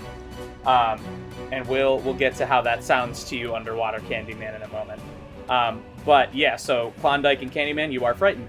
Next in the order, Klondike, you are scared shitless of this screeching, terrifying, infernal voice, and you want to make your way away from that. So you're going to move your 30 feet up toward the top of the back of the boat. We'll say... Yeah, so you're not off the boat yet, but you are trying to make your way off the boat, basically. You are very close. Okay. Well, I mean, Nazrin did advise me to go help Candyman down in the water. My only reservation is that I can't breathe underwater, so I don't know. Yeah, that's pretty scary. What I'm gonna do there. It's like, hey, good advice, buddy, but But you have run away your 30 feet. Go ahead and give me another charisma check. Okie doke. Let me use a See if you different break free. D20. Well, I mean, let's haze Nezran a bit, saying, "Hey, if I go help him, like, okay, go drown. Like, what do you fucking?" I don't know. I I thought rolled- he's on a ship. He's got to have some nautical elements about him. I rolled a 14. Or a life jacket. A 14. Yeah. A 14 just saves Klondike. So you are running away from this screeching, terrifying voice. And then you remember your friend, your old, long-forgotten friend, Candyman, is in the water alone fighting these fish people who you are very familiar with. And you kind of shake out of it and realize, no, you have to go help your friend. But that is your turn. So, damn it. next in the order. Damn it. Candyman, you see off in the distance of the water another Sagian come up and is looking at you fighting these two other Sagian. And this one actually has a staff. And this one is going to cast Mass Healing Word. Oh God. No. So, You don't know what that even means, Scott. Well, I can Fuck kind off. He of does. I know what infer that what means, it yeah. means, right? Mass. That's, yeah. I mean, it is going healing. to heal its buddy. Oh, Wait, well, but that hold might be a on. problem. Is he casting or is he ritual casting? This is important. He's casting. He's Okay. casting. Yeah, for sure. And he heals him for a certain amount, which I'm not going to tell you. So we got 3 of these in the water now? Yep. But it is kind of just hanging back and just kind of floating there, this one in particular. Cool. And I believe that is its turn. No, it is not. No, it is. It casted a spell. Nope, this is it. Make Cool. up your mind. Shut up. Next in the order, Shot. on the other side of the boat, leaps out next to Nezran, another Sahagan. God. And as it jumps out of the water, how do I make this work? Give me 1 second. Actually, I'll say that you see him jump out of the boat, Nezran, or jump onto the boat, rather, I should say. And he's going to take a swipe at you. As he takes a swipe at me, I go, oh my god, it's another nerd. Ugh. Fucking nerd. He's so invested in calling them nerds. A 16 hits you, right, Nezran? Yes, it does. Cool. He jumps out at you with his trident, and he gets you for Nerd. 5 damage, Nezran. Wow, that was really low. That was such a fucking low roll. And then he's gonna take a swipe at you with his claws. God damn, he got a 2. That's a 5. 5 doesn't hit you. He takes a swipe at you with his claws. Nezran, you manage to kind of lean back out of the way of that. Cool. Next in the order. Another one of these Sahagan with a staff jumps out of the water near the Kraken Priest, and actually goes to heal the Kraken Priest. Oh, fuck, that Maybe answers I'm not that so dumb for question. jumping in the water anyway. No. Priest gets healed a little bit, you can see, as some shiny blue light waves itself over him. Cool. Back up at the top of the order. Candyman. Candyman, you need to run away from this Kraken Priest. You hear this vibration of shrieking underwater so loud that it just shakes you to your core. So you're going to move your full 30 feet away, and these 2 Sahagan are actually going to get attacks of opportunity against you. The first one does not hit, 30. and the second one definitely hits. All right. 7 damage to you, Candyman. As you run a full 30 feet away, and then go ahead and give me a charisma check, or a charisma saving throw, rather. And you have disadvantage on this. Fuck you, dude. Alright, first roll's a 6. 4. 6 and a 4. Ouch. Yeah, so you swim the fuck away from these Sahagan as this shriek reverberates through the water. And that is your entire turn. Next of the order, Nezran. Nezran, you are being attacked by this fish person. What do you do? I am going to Misty Step back towards Eros. Okay. And that's going to be, let me get the distance on that. That's 20 feet 20 away. feet. So I'm going to Misty Step over to Eros, and then On the other side of the boat, got it. I am going to, as my bonus action, use my second spell slot, and I am going to, and I didn't tell you this last time, DM, because I was bonkersly gone, but I picked up another spell called Summon Lesser Demons, and Jesus. I'm going to take out one of Drunk the, off my fucking ass. not one of the Shadow Glass daggers, but one of my own daggers, slit my hands and just throw my blood, not drawing it in a circle, just throw my blood onto the ground, and then slap my hands down and cast Summon Lesser Demons as my bonus action. Sure. As you slam your hand down, Flint screams as a lesser demon appears. No, we already heard that. We already got that part. And as you summon the lesser demon and get blood all over the deck, Captain Gunner peeks his head out and goes, "Get that blood off of the poop deck. We scrubbed that real good before we started dinner. How dare ye? You're gonna be cleaning that up, boy." And then what do you do? Well, I need to roll to see what the F I summon, because there's different levels. So Interesting. Okay. I roll a d6 here, and okay, so I rolled a 1. So 2 demons of a challenge rating of 1 or lower show up. So 2 basically kind of weak demons show up, and they're hostile to everything on the ship, including me as the caster. My blood acts as kind of a ward, but it's not a full ward. I do have a list here of demons you can summon. Whatever is the Beelzebub. Yeah, basic little Osmodeus himself. Asmodeus himself. So 1 to 2 on a d6 gets you 2 demons of a challenge rating of 1. 3 to 4 gets you 4 demons of a challenge rating a half or lower. I don't know what that Jesus means. Christ. And then 5 to 6 gives you 8 demons of a quarter challenge or lower. I assume it means a quarter of Jesus. your level. You're keeping track of that, bud. So here we go. I'm gonna give you these stat blocks I here. think that's fair. I think it's fair. Yep. Yep, you can fucking handle that one. So basically, I just summoned 2 demons. That's what I summoned. Okay, so I will let you pick. I found 2 CR1 demons here. You can pick a Nazino, which is a CR1 demon, or a Kondrik. And I won't say which is which. One of both. One of both. Okay. We will say that they go on your initiative. Okay. All right. Which is 16. So, yep. Maybe this was a bad idea. Yeah, you think?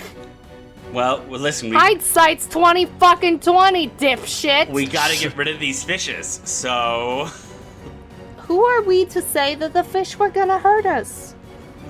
I mean, they were gonna I hurt did. you. I'm I the mean, guy I who said summoned it, them. Yeah, they were gonna totally. fucking hurt you. Yeah. Well, by all means, let's summon a fucking demon.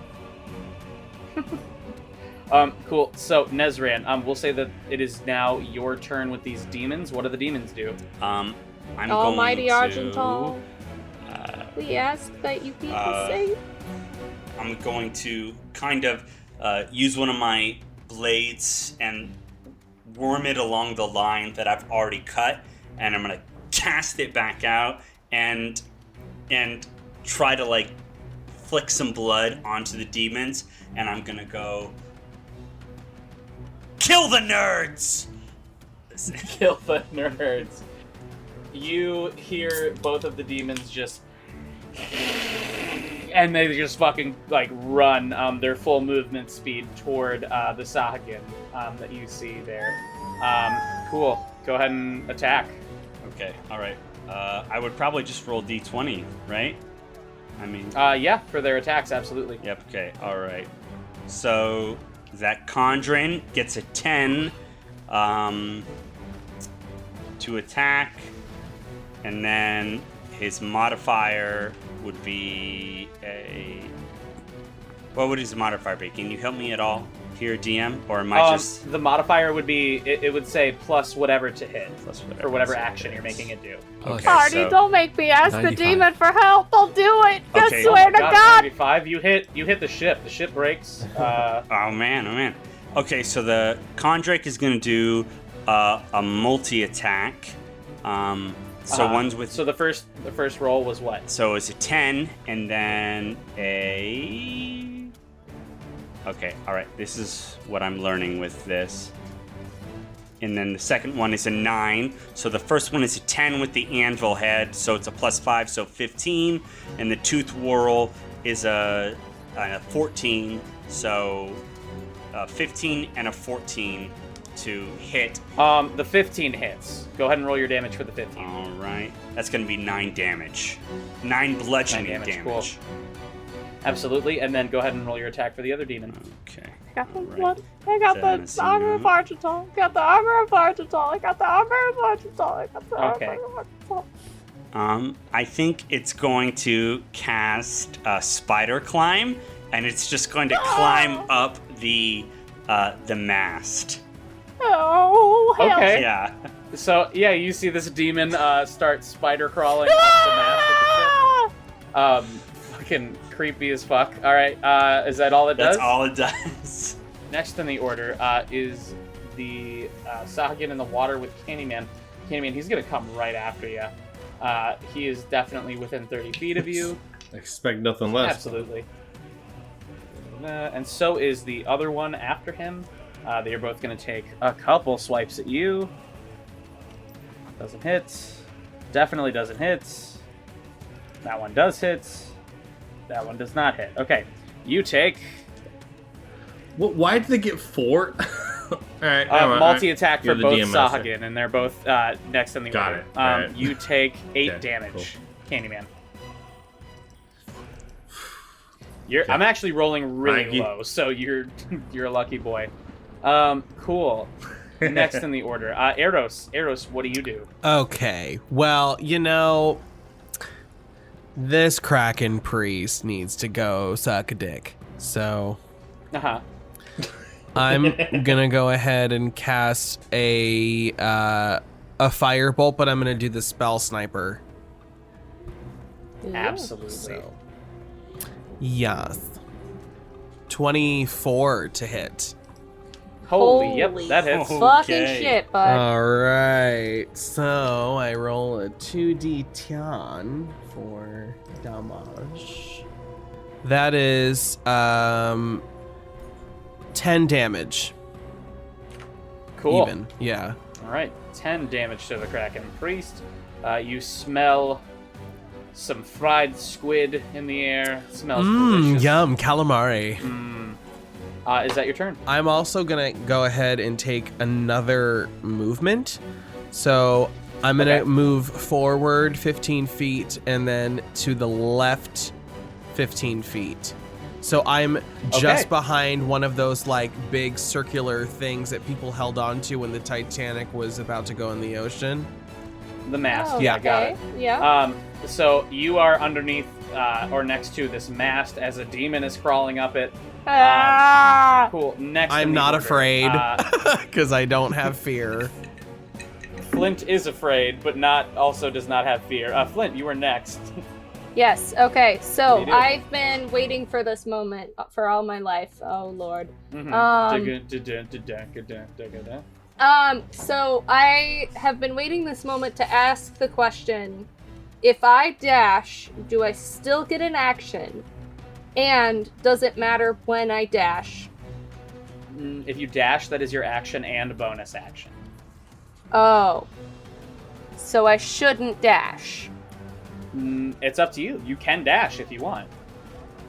But I can't attack. And Correct. I can't cast a spell. This is D&D, girl. Right? Correct. You cannot attack. Oh, okay. Sucks Can up, I cast a concentration spell and then move? Yeah, 100%. Okay, cool. So let me do the math here. Yeah, I'll fit. Okay, cool. So I'm gonna cast my new thing called Spirit Guardians. And let me read what that Okay. does. You call forth spirits to protect you. They flit around you to a distance of 15 feet for the duration. I'll tell you more about what they look like in just a second. When you cast this spell, you can designate any number of creatures you can see to be unaffected by it. An affected creature's speed is halved in the area, and when the creature enters the area for the first time on a turn or starts its turn there, it must make a wisdom saving throw. On a failed save, the creature takes 3d8 radiant damage because I'm a good person. Jesus. Yeah. On a successful save, they take half that much damage. So, Okay, where do you cast it? oh, you know damn well. Okay, first of all, it's around me. Let's get that. So the way it's that this around works, you. Okay. yeah, they flit around me for a distance of 15 feet. Whoops, I hit the mic. Okay. For a distance of 15 feet. Oh, So so what you that just means is that's a don't like 15 things that foot are not radius. holy. Cool, whatever. Yeah. Yeah, I don't. Why is this a surprise to you? Yeah, I fucking don't. So where are you moving to with your spirit guardians? Also, tell me what they look like. What are your spirit guardians? Yes. So I call the spirit of the sea, and it is a humpback whale and a mermaid. Holy humpbacks.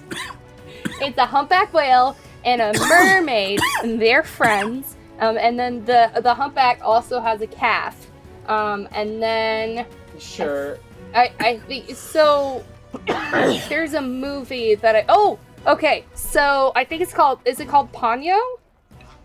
Yeah. Okay, so you know the like wave of sea creatures when they bring Yes. the people back to shore? Yeah. Okay, so imagine that, but it's a humpback whale and Yeah. a calf, and a mermaid, and You get one more. You get one more spirit guardian. Take your time. It's gotta be a bottlenose dolphin. If you don't guess but within the next I don't 15 understand. seconds, it's going to be a starfish. I said oh my a God, please let bottlenose it dolphin. Be a starfish. Oh, a dolphin? Cool. Bottlenose dolphin. Sweet. So, as you summon this spirit guardian around you within 15 feet, you hear, and then you also hear, and then you also And hear... somehow they're all friends, even though one's toothed yeah, and one and then has you also Bailey. hear, I'm a mermaid! And that's... I don't know what noise mermaid is. Okay. And I am going to walk right past this fucker in front of me. And I'm gonna get right up to where the next staircase is almost. okay. So Fishy Boy is in the middle of the Guardians. Okay, so you're gonna walk past the Sagian that was attacking Flint. God damn it, Nezran at one point. Yes, and so I should they also will say be in the because area. yeah, and I should also say because Nezran and Eros are in that same area that they're not affected by it. But then so that's gonna happen, and he's gonna have to make a wisdom saving throw, or he could die. And then my Okay. bonus action, you know damn well that my spiritual weapon is still working because you can cast both a concentration and a normal spell at the same time. He gets 7 damage total, which sucks. 7, okay. Yeah. Yeah, and that's it. And then my spiritual weapon is still a thing because, as I was saying, you Roll to can cast both a concentration and a normal spell. That Roll does to not hit. That's a 10. No, it does not. The paddle of prostration swings right past the Kraken priest. He And dodges it with no issue. Misses. And is that your turn? I think so. Cool. All right. Next in the order is the Kraken priest. He is going to see that Nezran has moved and attack Flint. Oh my God. Yeah. So Flint, does a 22 hit you? Barely, actually. Okay, here we go. I'm actually going to want to roll this in front of all of you because this is 5d10 damage. Oh my God. Jeez. Wait, that's 5 d10s together. yes, added sir, together, yes. Right? God damn. Oh, Eh. fuck. That's 30. Wow. So, 50 Jesus. damage. Flint, Hey, wow. Flint, you take 37 Oh my damage as this God. massive Jesus Christ. massive arc of lightning comes streaming out of this Kraken priest's hand and flies at you, scorching the deck of this ship and Okay, alright. hitting you dead center. Yeah. Cool. That is his entire turn, though. Now, hold Um, on. I have a very important question. Does that knock my concentration? Go ahead and roll me a d20. Wow, damn. Any modifiers? No modifier. No modifier. Do I get any advantages? Sit that shit down. No No, more. you do not. I would like to roll a persuasion check. Nope. What did you roll? 3. 3. So your spirit guardians disappear. You hear the whale just, and then it just goes away. Fucking damn it! Cool. So yeah, the spirit. No. The spirit guardians have disappeared. You lose concentration on that. Your spiritual weapon is still there though, so that's fine. Yeah. Cool. Next in the order, Klondike. Klondike, you have snapped out of your fear, your frightened state. What do you do? All right. Well, okay. I'm gonna jump into the water because Okay. Candyman is No. by himself, and he probably. I mean, there's a bunch of people up here. Klondike, you're a buff guy. You can handle it, right? I jump in. Can I try to You're reason with underwater, Klondike a little piece bit? of shit. Yeah, 100%. And you're frightened. Not only that, Klondike, give me a perception check. You see Candyman just shitting his pants underwater. I can talk underwater, you stupid Nezran piece of shit. It doesn't mean he can hear you. right now. Is that That's, a thing? Can he that's not a hear me 21. in the water? A 21. Klondike, you move 10 feet to the edge of the boat, and you are able to deduce, looking at the streams of water and seeing blue light and bubbles, that Candyman is in that exact spot in the water fighting the Sagan right now. So you could totally dive in there if you wanted to. You know, I'm pretty far away from the priest. So I'm gonna go in and help Candyman. He looks pretty scared. Okay, you have already moved 10 feet to the edge of the boat. If you dive in there right now, you could totally make it next to Candyman, and if you do a good enough check, you might be able to surprise the Sagan and get advantage on your attack. So are you sure you want to dive into the water? Yeah, why not? Let's do it. You do notice that they are pretty close to the surface right now. Cool. So, Klondike, give me... I want two things from you. Give me an athletics check, and I also need a constitution. Raw constitution. Oh, fuck yeah. And while you're at it, give me your life. Athletics is 21. 21, okay. Jiminy crickets. Wow. Constitution is 15. Damn. 15. Okay, so Nice. you get a pretty good breath of air in your lungs before you jump out of the boat into the water. And with a 21, yeah, you 100% land right next to Candyman, and the Sagan are, again, just very surprised. And you get advantage on your attack for either one of them. Oh. You get one advantage attack. Okay. Well, I pull out... Can he hear me underwater? He can hear you. You cannot hear him. Okay. I just say, I believe it. Hey, I believe in you. Good. I pull out... I believe. I pull out both my battle axes. Here we go. And... Shit. First, I go for one of them. And that is a 21 to hit. 21 definitely hits. Here's what I'll say. You pull your battle axes out mid-jump, and you come splashing down on top of one of the Sagan, which surprises them. Now, go ahead and give me another attack roll just to make sure you don't roll a nat 20. Just to make sure. Another 21. Cool. Yeah. Okay. Cool.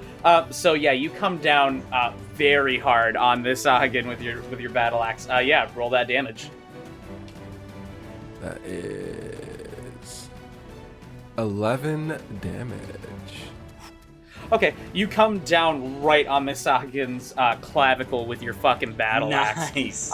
And just, it's wails in pain. Cool. And do you have anything else to do for your turn? Yes. Yes, I do have a second attack, so I'm gonna go for the same one. Okay. This time, now that you are underwater swinging a weapon, I need you to do that attack with disadvantage. Ah, damn. Spaghetti-os. Uh-oh. Here we go. I look at him and I go, I don't even know how I'm able to do it. I mean, your guns propel with great force underwater, so like that's a bit different. Or like, their tridents, they don't. I just feel like I the got tridents a also don't get disadvantage underwater because they're a jabby boy weapon, whereas Klondike's axes, you gotta swing them bad boys. Yeah, That was a on 'em. That was a 15 to hit.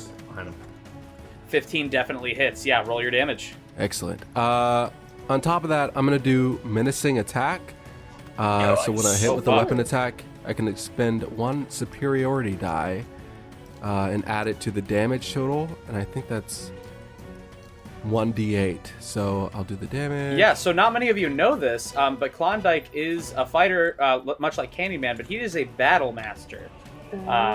So he can use superiority dice on the battlefield to fuck up his opponents. What's your damage?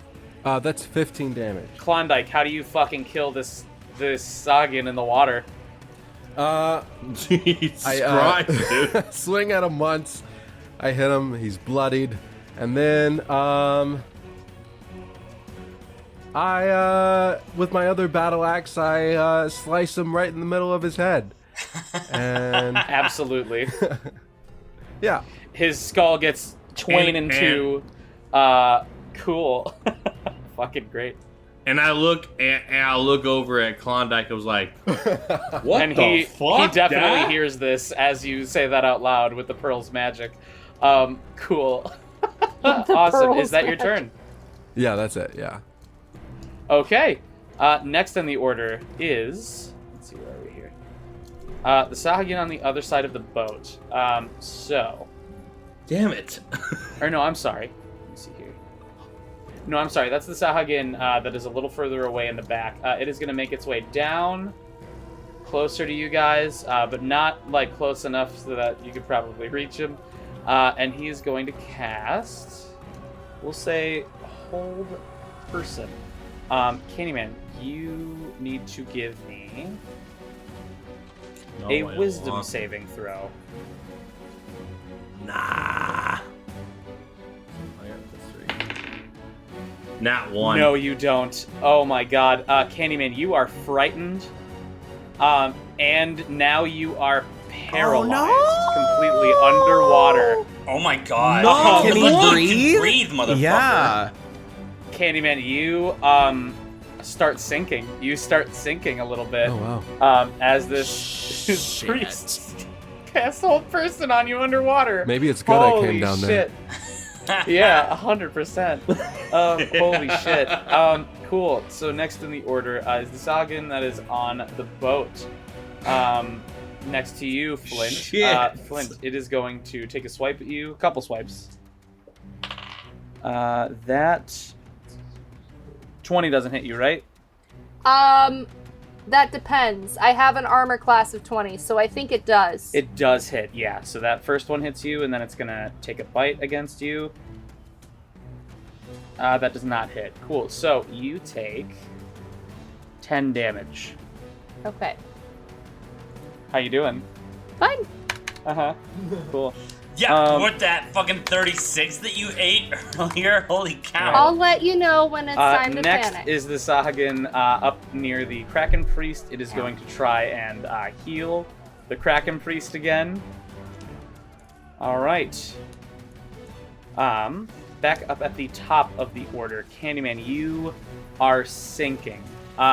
You sink a full 30 feet underwater. So I will say that you are about 35 feet underwater right now. Klondike, you do notice this. Now go ahead and give me a Wisdom saving throw. So nervous. I don't want to. Oh, crap. 16. Indeed. You are no longer frightened. However, give me another Wisdom saving throw. Candyman ain't good at these. 14. Okay, apparently you are. 14 just saves. You are 35 feet underwater, and you manage to break free of whatever this force is holding you. So that is your entire turn, but you are no longer frightened, and you are no longer paralyzed. So now you can do shit again. Next in the order, Nezran. Nezran, it is your turn. You've got a demon over by one of the Sahagan. You've got a demon climbing up the mast, and it's you. What do you do? This is a concentration spell, so I actually cannot break this concentration, so I think that I'm just down, holding my hand out against this blood arc that I have, and I think there's like black pus like dripping off of my hand. Neat. And so I guess technically I don't control these demons. That can be up to you, but I can do it, and I'll do it like you definitely do with a blood sacrifice like this, for sure. And okay. also, concentration doesn't mean you can't do other things. I was gonna you just say. can't cast other concentration spells. Okay, all right. Well then, well, I am for sure going to yell up at the Nazino. I'm gonna go like, stop doing that and attack the nerd. and then I'm just gonna have the one on the mast or the one next to the one on the mast is the Nazino. Okay. And then I'm gonna I have really the jump down at him. Always wanted to call someone a nerd, and he's just hell bent on they're all nerds. and then You're I'm a gonna nerd. have the Chandrik attack the other fighter, and then I am going to fire off 2 Eldritch Blasts at the priest.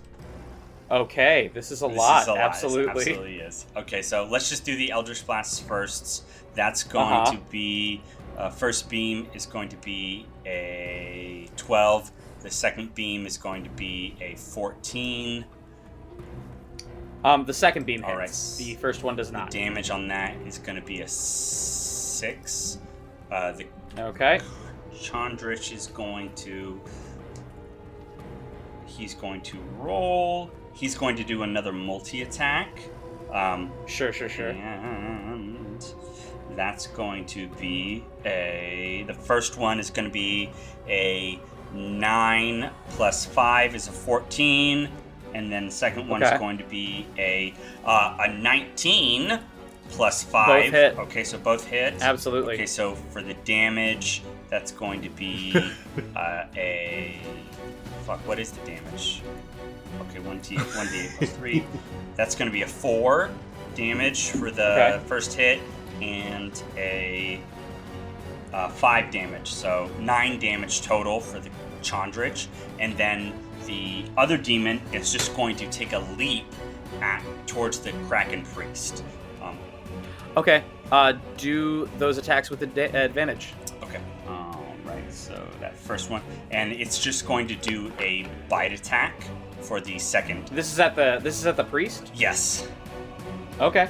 Yeah. And so I don't know if actually that would actually, you know what? Let's have it with his movement. Does he make it? Is what I'm wondering. Yeah. Let's have it not be towards the priest. Let's have it be towards the other guy. The one near flank. Yeah. Okay. So he just dives down.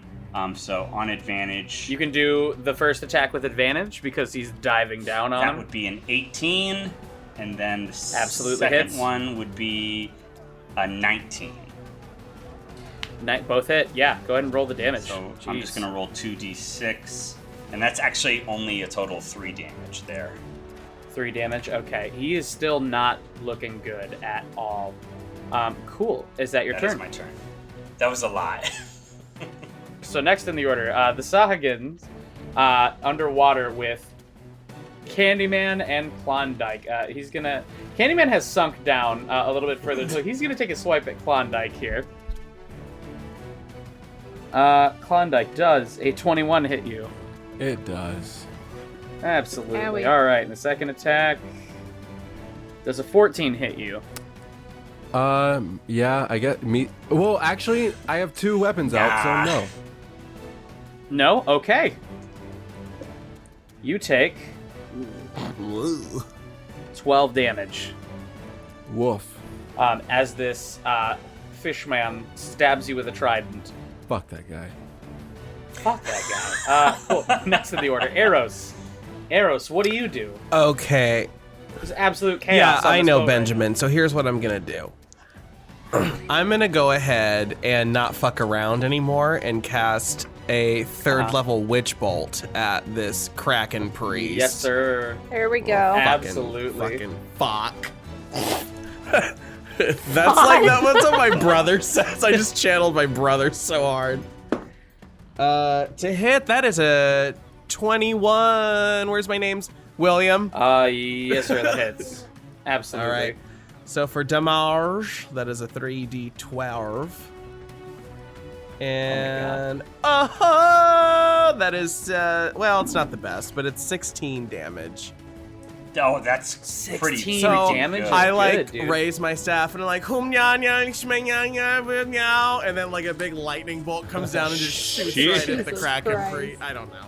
You're like, you interrupt my raw dog session. Yeah. Raw dogging me. Oh, man. And Oh, Jesus man. was He his name. seizes as this lightning energy courses through him, and he did not like How that is he at all. looking at this point? He's not looking good He's got a little at bit of a all blonde streak right now. in his hair. No, shut up. You can see his skin is absolutely singed and cooked. But yeah, next in the order we've got Flint. I can't take a Flint, movement. it is your turn now. Yeah. You can take a movement. I just Where want do to you wanna move literally like a little bit. Okay, I'm gonna move. I'm gonna move back towards Candyman. So I'm gonna move a couple paces to my right, 10 feet, and then I'm gonna go 15, 20, 25. More toward the edge of the and then boat. I'm gonna kind Okay. of move into this little like shank where the railing is, so I can actually see Candyman. So I'm kind of hanging off the side of the boat, looking for him now. Okay, cool. Yeah. Give me a perception check. Oh, that's a 7, Mason. You see Klondike, but you do not no. see Candyman, and you assume Jack! the worst. I'll has never let go! I'll never let go. I'm sorry, I hogged the Cool. door with my So, big fat ass! Next on the order, Flint. Flint, it is your turn. Yes, it is. And I've been waiting for this moment once again for all my life. So, Jesus My- Christ. first question Uh-huh. is how many potions can I down without taking an action? 0. You need to take an action to take a potion. She just Okay. sits there downing potions. You That's can take fine. half an action to down Cracks 5 open, potions. cracks open a Okay. Sprite. Deal. I just So- imagine Flint That's cracks fine. open a Sprite remix. That's fine. A Sprite cranberry. I'm gonna do something soups risky right now. I'm Dude, gonna cast What if we lose our cleric? Spirit Guardians Again, okay. again.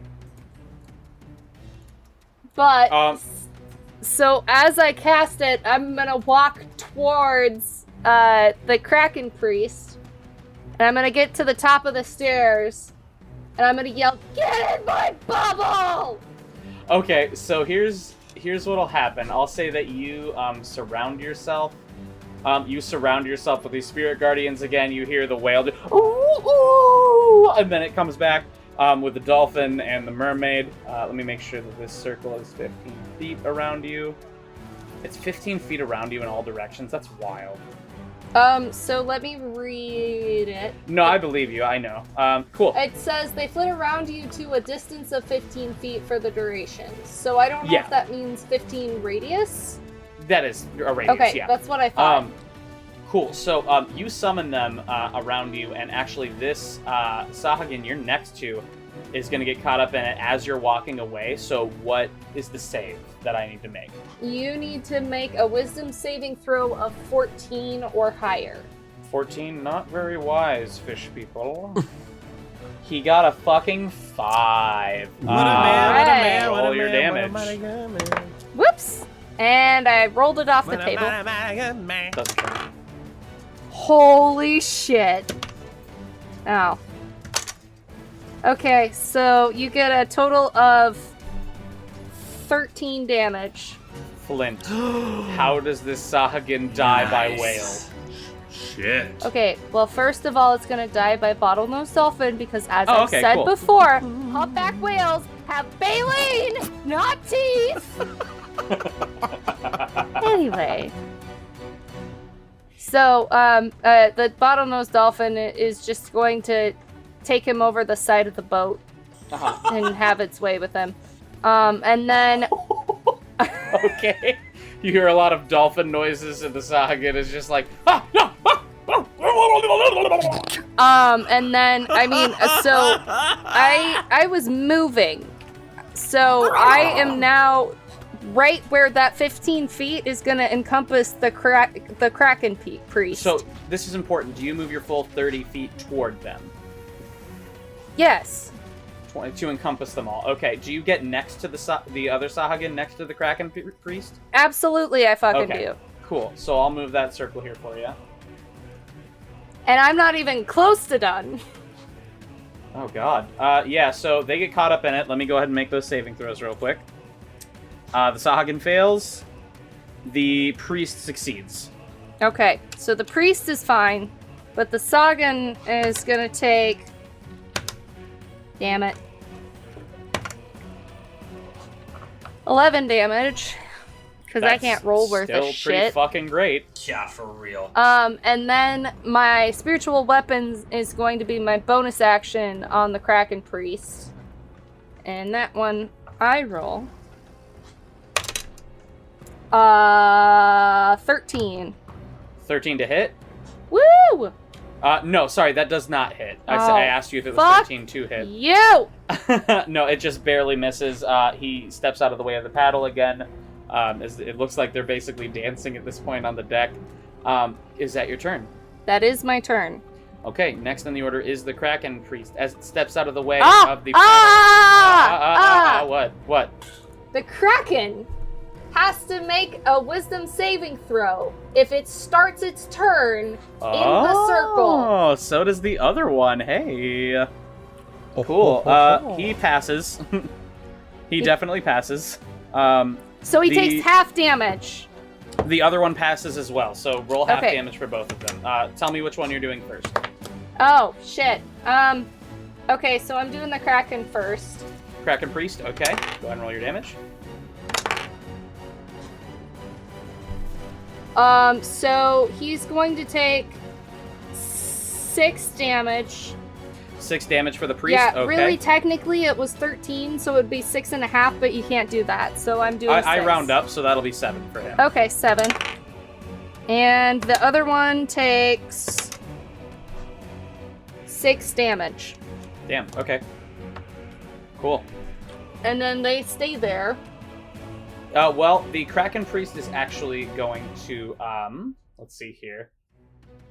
He can move pretty quick. Hold on, because his movement speed is halved. He is on the cusp of the circle. I will say that it takes him 10 feet of his movement. However, he's got a swim speed of 30 feet and a running speed of 30 feet. So not only can he jump into the water, I'll say that takes about 10 feet. He's going to move 20 feet around the boat. Okay, but if he's in the circle, if he crosses the circle, he gets halved. He is on the outside of your Spirit Guardian circle. Okay, is he going to stay on the outside? No, he is actually going to jump back onto the boat and charge up another one of those thunder spell attacks at, let's see here, Nezran. Nezran, you see him charge up this lightning bolt of a spell. And oh, you fucking nerd. It for sure is. You shall not call me a nerd! Shut up! You will perish by the word of the Kraken! Scott just wants to call someone else a nerd. It's so funny to me. Nerd! So, you are again, nerd. This is... Nerd! Nezran, this is 5d10 damage. Oh my God. Here we go. I might die here, guys. I might legit die. Suck, bro. I have to roll this out on the table here. Nezran, you take 35 damage. Oh no. I don't think this will kill me outright, but I'll definitely be here. That's How are you? fucking Okay, so awesome. I'm looking at my thing, and it says successes. They're already all checked off. Uncheck them all. You are down. Yep, so it I'm sounds down. like. So I need to make some death saving throws. Yep. Not yet, but yeah, you will have to make some death saving throws. Everyone, Nezran is down as this arc of lightning singes the deck again and just takes him. And the it fuck just out. hits me, and I go, "You're still a nerd." Sure. God. And also, both of your demons, poof, gone. Cool. They just disappear into the ether. Next in the order, Klondike. Klondike, you are underwater fighting this Sahagan who's next to you, and you also see one off in the distance of the water, just barely visible. What do you do? Excellent. Well, this one next to me, I'm just gonna keep going at it with my great axe. I mean, not my great axe, my battle axe. Absolutely. Roll your attacks with disadvantage. since you are underwater. Oh, damn it. That was good, too. Well, you've been doing pretty well without disadvantage, with disadvantage, so let's fucking I saw the calm down a second little one. bit. Damn Yeah, it. That was a 9 to hit. A 9 is not going to hit. You try to get as much momentum as you possibly can underneath this water. Nothing. Go ahead and give me your second attack. Oh my god. Come on, man. Second one is There we go. 17 to hit. Yeah, 17's definitely going to hit. Cool. Yeah, go ahead and roll that damage. That's 10 damage. And then I believe with two-hand fighting, dual wielding, I get a second. As a bonus action, I get another attack. You do, 100%, and you get to add your modifier on top of that. So I go at it with my other one for the bonus action. Yep. Oh, damn it. Oh, uh-oh. That's a 10 Oh, to shit. hit. No, that's not going to do it. Damn You again, momentum underwater, can't do it. You've got one more attack, I believe. Who the fuck? You should have 2 actions and 2 Who bonus the fuck actions. is this guy? Who the fuck Oh, is really? Oh, okay. I believe so. I do it again. I go at it again. Do it again. That's a 15 to hit. A 15 does hit. Go ahead and roll your damage. Ba ba ba ba ba ba booey. Ba ba ba ba ba. 7 damage. Yeah. Finish this other Jesus Saga. Christ. This, ladies and gentlemen, we have a new Candyman in the room. We have a new Candyman.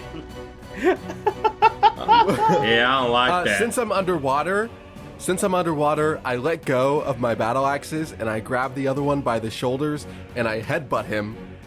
And then Hell yeah. I move back, I grab my battle axes again, and I swing both to cut off his head.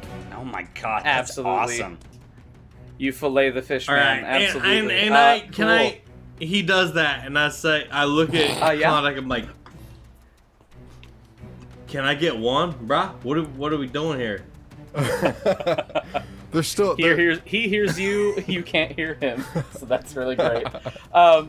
Cool. I start Next shaking in my the order, hands as fast unless as I can. do you in have anything else to do? frustration. I'm good. You can still move if you want. Oh, I look at Candyman, and I just like shrug. I hear him, and I just like shrug at him. What do you want from me, man? I'm fucking badass. What do you want, bro? Cool. Next in the order is the Sahagan further away in the water. As you're shrugging, it also casts Hold Person while you're under here. Uh-oh. So go ahead and give me a Wisdom saving throw. Oh damn, that was a 9. You shrug your shoulders, and then you feel this force grip you as you start to sink down to the bottom. Also, give me a Constitution saving throw. Here we go. Oh fuck yeah, that's a 27. Okay, Nice. Your lungs will hold out for one more turn. Well, how need have to we get some air. how have we decided he's fucking breathing on water right now? He's not. I'm not. He's holding his breath. He's just better than you. I made him do a Constitution roll to see how good of a breath he got before diving into the water. Seems like we're just trying to fucking which throw was Candyman decent. under the bus a little bit, but like whatever. I'm Yeah, dead, okay. alright? Like, listen, if anyone's getting thrown under the bus right now. Cool. So you, the next person in the order is the other Sahagan next to Flint. It's starting its Jesus turn in there, so Wisdom saving fails. throw. It fails. give me that damage. Give me that. Give me that. Give me some dessert. Oh, bye, doodly. I don't know the words. Anyway. Yeah, no, you don't. Oh man. 15 points of damage. 15? Holy shit. Yeah, it's 3d8. Flint, finish this other side. It doesn't even fucking get Yes. a turn, bro. Oh no. Holy shit. Finish it. How does it die? Well, I mean, there's only... Okay, just for variety. You know how mermaids come onto boats and drag people under? Yeah. So my mermaid is going to take the fish person and drag it under the water. This time you don't even hear the gurgles of the Saga. You just hear, and it just goes underwater, and you see this pool of blood appear. Nice. Wow. Yeah, absolutely. That is dead. Cool. It doesn't even get a turn. Next in the order, back up at the top. Candyman, your friend Klondike Wait, I'm so sorry. If it dies, I need to rectify something. That sounds painful. It's called brain I arsenal. need to move my spiritual weapon. It's not your turn, though? Oh, so do I have to wait for my turn to move it? Yes. You Oh, okay. do. Cool. So it's next just- in the order, all the way back up at the top, Candyman, you have broken out of your fear. You've broken out of this hold person spell. You look up above you in the water as Klondike is now trapped and kind of grasping for air at this moment. And you also see off in the distance another Sahagin that casted the spell in the first place. What Alright, do you do? so first action, can I pull Klondike up to get air? So your movement is Because Klondike's 30 right next to me, though, I'll right? say. Yes, he is. He's. So you are 35 feet down. He is 30 feet above you. You sank pretty far. So you have to swim 30 feet up just to get to him, and then another 5 feet up. I will say if you swim up to him, that's an action. If you use an action, I will let you push him toward the surface to give him the ability to try. And Yeah, can move I? for the surface I'll so do he can that. get some then. air. Yeah. Okay, cool. All right, so you swim up 30 feet and you kind of push him in the water so that he will get closer to the surface, I guess. Cool, so he won't sink that full 30 feet on his turn. Then what do? You still have an action and 2 bonus. Well, I'm a little frustrated, and I'm like, I fucking haven't killed anybody, and I did all this bullshit. I'm like, you better fucking. I look at Klondike. I'm like, hey, thanks, bruh. You better fucking survive. And I'm just gonna shoot my rune tootin' rebounder at what's fucking called, motherfucker? I'm gonna shoot it at the other Rune tootin' water rebounders. space. Yeah. The so I'm gonna boot shoot scooting that, buggy. All right, yeah, God, go ahead I and roll to haven't see if done you hit. anything for like 3 turns other than try to save my ass. Wait, what the fuck are we doing, man? 17. 17 definitely hits. Roll the damage. 12. 12 damage. Okay, And that's my not looking good. that's my bonus. Am I on my second turn now or no? Question. So that was just your action. You Action. still have 2 bonus actions left. Cool. Well, can I shoot on my 2 bonus actions? Hell yeah! All right. So Hell 1. yeah, dude. So I'm at full bullets. 4 bullets left. So on my right pistol, because I haven't used my left pistol yet. That one just snugged real deep. I'm gonna take my right pistol and just shoot again. Absolutely. 23. 23 definitely hits. Roll that damage. 11. Candyman. How does it die? I take my gun out and I go, if you thought this one ended with at least me getting one of these motherfuckers, you thought wrong. And I aim at it and I look in the eyes and I hear it say in the background, it says, And you think it said pussy, of course. you could have just let me like do it, Aaron. Like you had to throw me off, like fucking. You're asshole. welcome. Well, I look at it It and was I go, really good, actually. Candyman always gets what he wants. Chitty chitty bang bang, motherfucker. And then I shot Boom. Fucking headshot. Absolutely.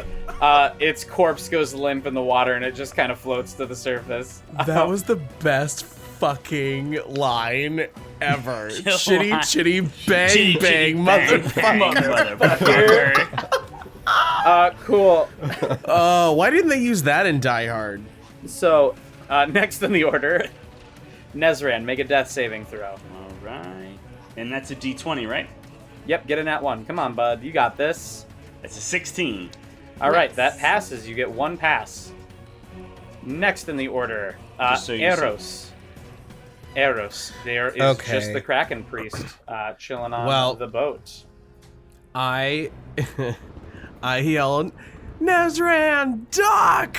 Like, so he gets the 'Cause he's fuck dead. out of my line of fire.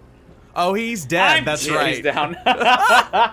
Keep that as a joke. I'm Cut all literally of this other shit I'm By saying. your feet. I did the blood circle line That was to rude. protect you.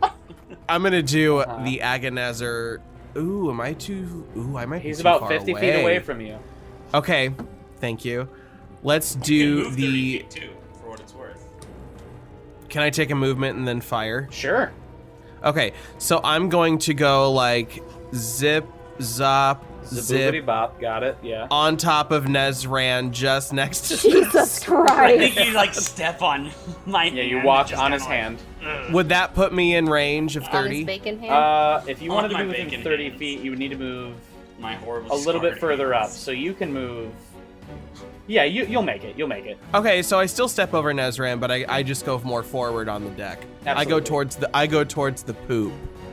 Of the deck, Right? yes, of course. I think that's the right terminology. Yeah. So, poop? so now I'm gonna go ahead and cast my Agonazar Scorcher at him. Do it. So he needs to make a dex save for this to work. Okay. Not very dexterous. Please, God, if there is an Argental out there. He got a 2. Yes! See? Yes! There is an Argental. All right, let me roll Please my let me something 8. juicy. Jesus Okay, Christ. that is another 16 damage done. Holy Damn. buckets! Eros, you shoot off this Agonazar Scorcher, and the Kraken Priest he's got his attention really focused on Flint. And he says, "You unholy swine, you shall not." And then he gets hit by your fireball. And he goes flying off the boat into the water with a. You Go all- back, you oceanic spawn of Satan! You have successfully warded off this Kraken Priest and his followers. Fuck, Um, God. Buckets. That took us a minute, you guys. For fucking sure, Yeah. dude. By the way, I'm Cool. still dying. Yeah, I would like to so- cast. I didn't get to do it. I'd like to cast healing word. Yeah, sure. Absolutely. Okay, Go ahead cool. and cast that on I'm Ezra. casting a first level healing word. No, I'm casting a second level healing word. First level would do. Nezran? I mean, honestly, but I appreciate it. Nah, it's fine. And that's 2d4 plus 7, which isn't great. I'm sorry. Nope. That's fine. You kidding? That's like half of my health pool right there. That's what I was hoping. 4, 13. Yeah, that's 13. 4, Healing. 8, 15. So you get 15, and then because of my level now, I get. Some healing back, absolutely. Mm-hmm, We'll say as you're doing this, you can go ahead and add those points, whatever you roll. Candyman, you help Klondike up onto the boat. Klondike, you're kind of shoving him off because this is your territory. I've You've lived gained the a sea life for a whopping long 3 time. points. You lived the sea life for a long time, so you are crawling up the boat, kind of shoving him off like, I got it, I can make it, all right? Just leave me alone. I know how to get on a boat. And I'm on a Wait, boat. wait, wait. Hey, You Eric. weirdo, stop! yeah, what? I still haven't. I'm not done. What else do you need to do? I If gotta it's healing pray. related, don't worry about it. I gotta pray. You gotta pray. Yeah. All right, pray. Pray to your fucking god. Almighty Argental, we get thank you some- for the get paddle some of gospel. prostration, but for the way that it spanked Wesley. the Can we get some gospel? Kraken priest, and the way that it spanked me into submission. Amen. As Oh, okay, that was a as shorter Flint one. is Wow, saying amazing. I come to being, I cough up a bunch of blood, and I go, oh,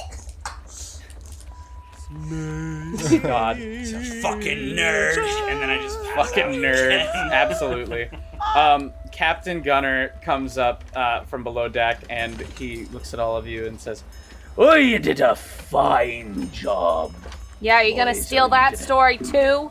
Yes, there I was, hiding below deck. No, I'll come up with something better than that. But the rest of you, you did a fine, admirable job there. I haven't seen fighting that good in quite a long while.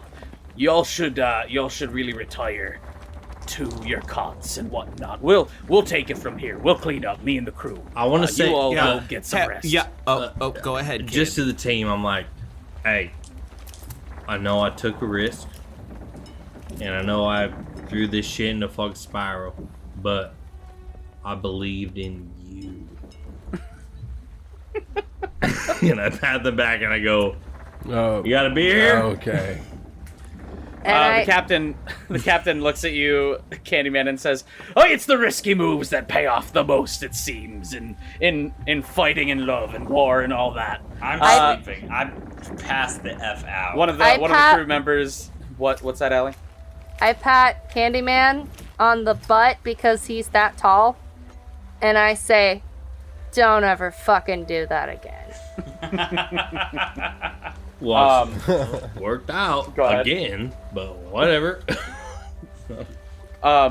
Nezran, one of the crew members, comes to pick you up. Go ahead and give me, roll me a d20, pick high or low. Okay. I'm gonna do low this time, and I got a 20. Okay, cool. It's the it's the bartender that Wesley was boning, and he picks you up and he says, I'll take him to his cot," and then he carries you down below. After you take him to his cot, I want you to man. take me in mine. You Poor could come. Nezran. You could come with, I guess. Oh, sure. I can help you with Nezzy. So y'all go down below deck, and you start to get some rest. Klondike will say that you make sure the crew is where they need to be for the night shift. As you will arrive by morning, you let Candyman and Flint know this, and you all pretty much pass out and get a long rest. Woo! For sure. You wake up in the morning roughly about 8 or 9 to the sound of a bell, and as you guys walk up from below deck, you see this beautiful landscape, and I have an idea board here that I wanted to show you all of what this place looks like. YiGong Harbor and docks, and the buildings are very Viking-esque, very Scandinavian. I'm talking longhouses, very tall, sharp buildings with edges that are carved in wood of like dragons and birds of prey and so on and so forth. So let me go ahead and share my screen on that really quick. I'll go back to Klondike and I say,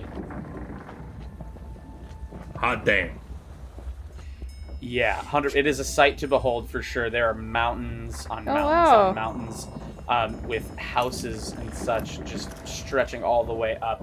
I don't really want to use this as a huge reference, but like How to Train Your Dragon, like that kind of architecture. Okay, well, we have to make a very big distinction, because is it Celtic or is it Scandinavian? Yes. Yes. Yeah, all of it, just all that. All that. A very generalized Internal idea. You can all Internal see this, right? screaming and white Yeah. girl. Yeah. Cool. All right, so that's kind of what the landscape looks like. That's mostly what the buildings look like as well. You see kind of a big wooden wall lining the edge of the country itself. And as you guys pull into the dock, the captain says, "We're about to make land. Are you all ready to meet with the king?" Yes. So to speak? Anything to get me off this ship. Cool. Klondike, the captain looks at you. Whoever's passive perception is over 13, you will hear this. Klondike, he looks at you and he says, "I'll gather the men, and we'll be ready and waiting." Excuse me? What's that now? What? Yes, Flint, did you say something? I just want you to be aware, I can hear you. Oh, no.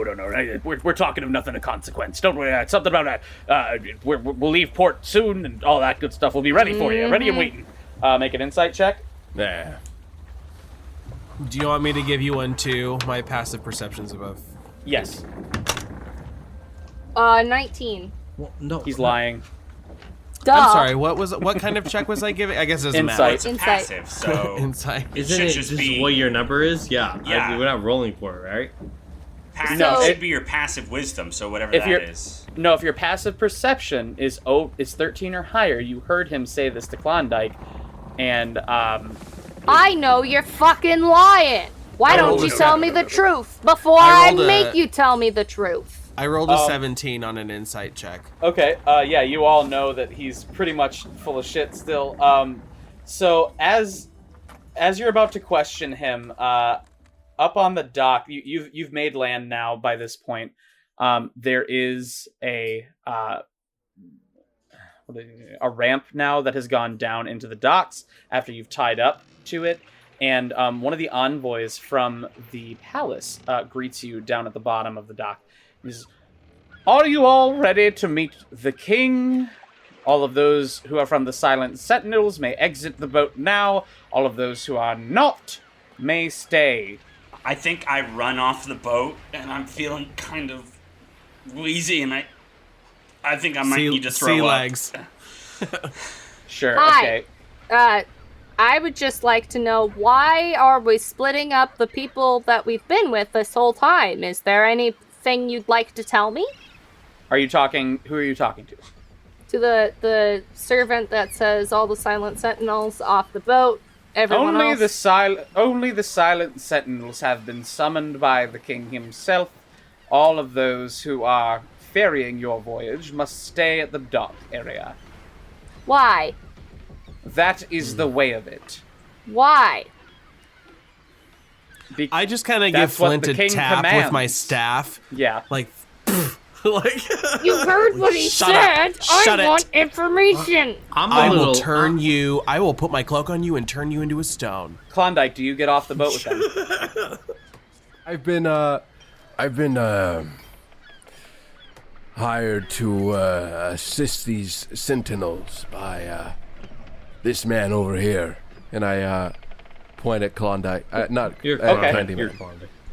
I'll say Candyman vouches for you. Go ahead and roll me your persuasion check with advantage.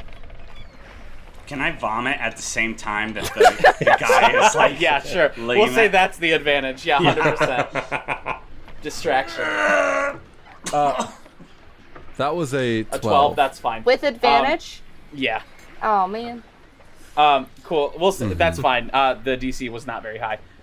So Nezran vomits on this guy's shoes, and you say that, and he says, "Oh, God, I cast Prestidigitation to clean his shoes quickly. thank you so much. I hate it here. All right. Well, in that case, please follow me to the palace." And although that you guys see mountains all over the landscape, this village is pretty much on flat land, over pastures and green acres and all that good stuff. But you guys make your way. Oh, so it's a Whiterun. Okay. Sure. As you guys approach the palace, you seem to move slightly away from the town and toward a massive bridge. As you cross, fog starts to depart, revealing a Scandinavian-esque longhouse built with wooden carved dragon heads seemingly at every corner of the roof. Fires roar at the front of this massive mahogany set of doors as you enter into what seems to be a grand hall. Now, Klondike, you are about to enter this building, and I'll say, and actually, I'm going to ask Candyman a question. Candyman, on the way up, do you reveal what's happening to your companions? No. No? Okay. Okay. Not- Yeah. Not what? No. No. No? Okay. All right. No, that's fine. Klondike, do you do anything to hide your visage as you are about to enter this building? I don't know if I have like anything on that can like. I don't know. Is it like cold? Do I have a scarf I'll say, on? yeah, you can have a scarf. I'll say that that's applicable here.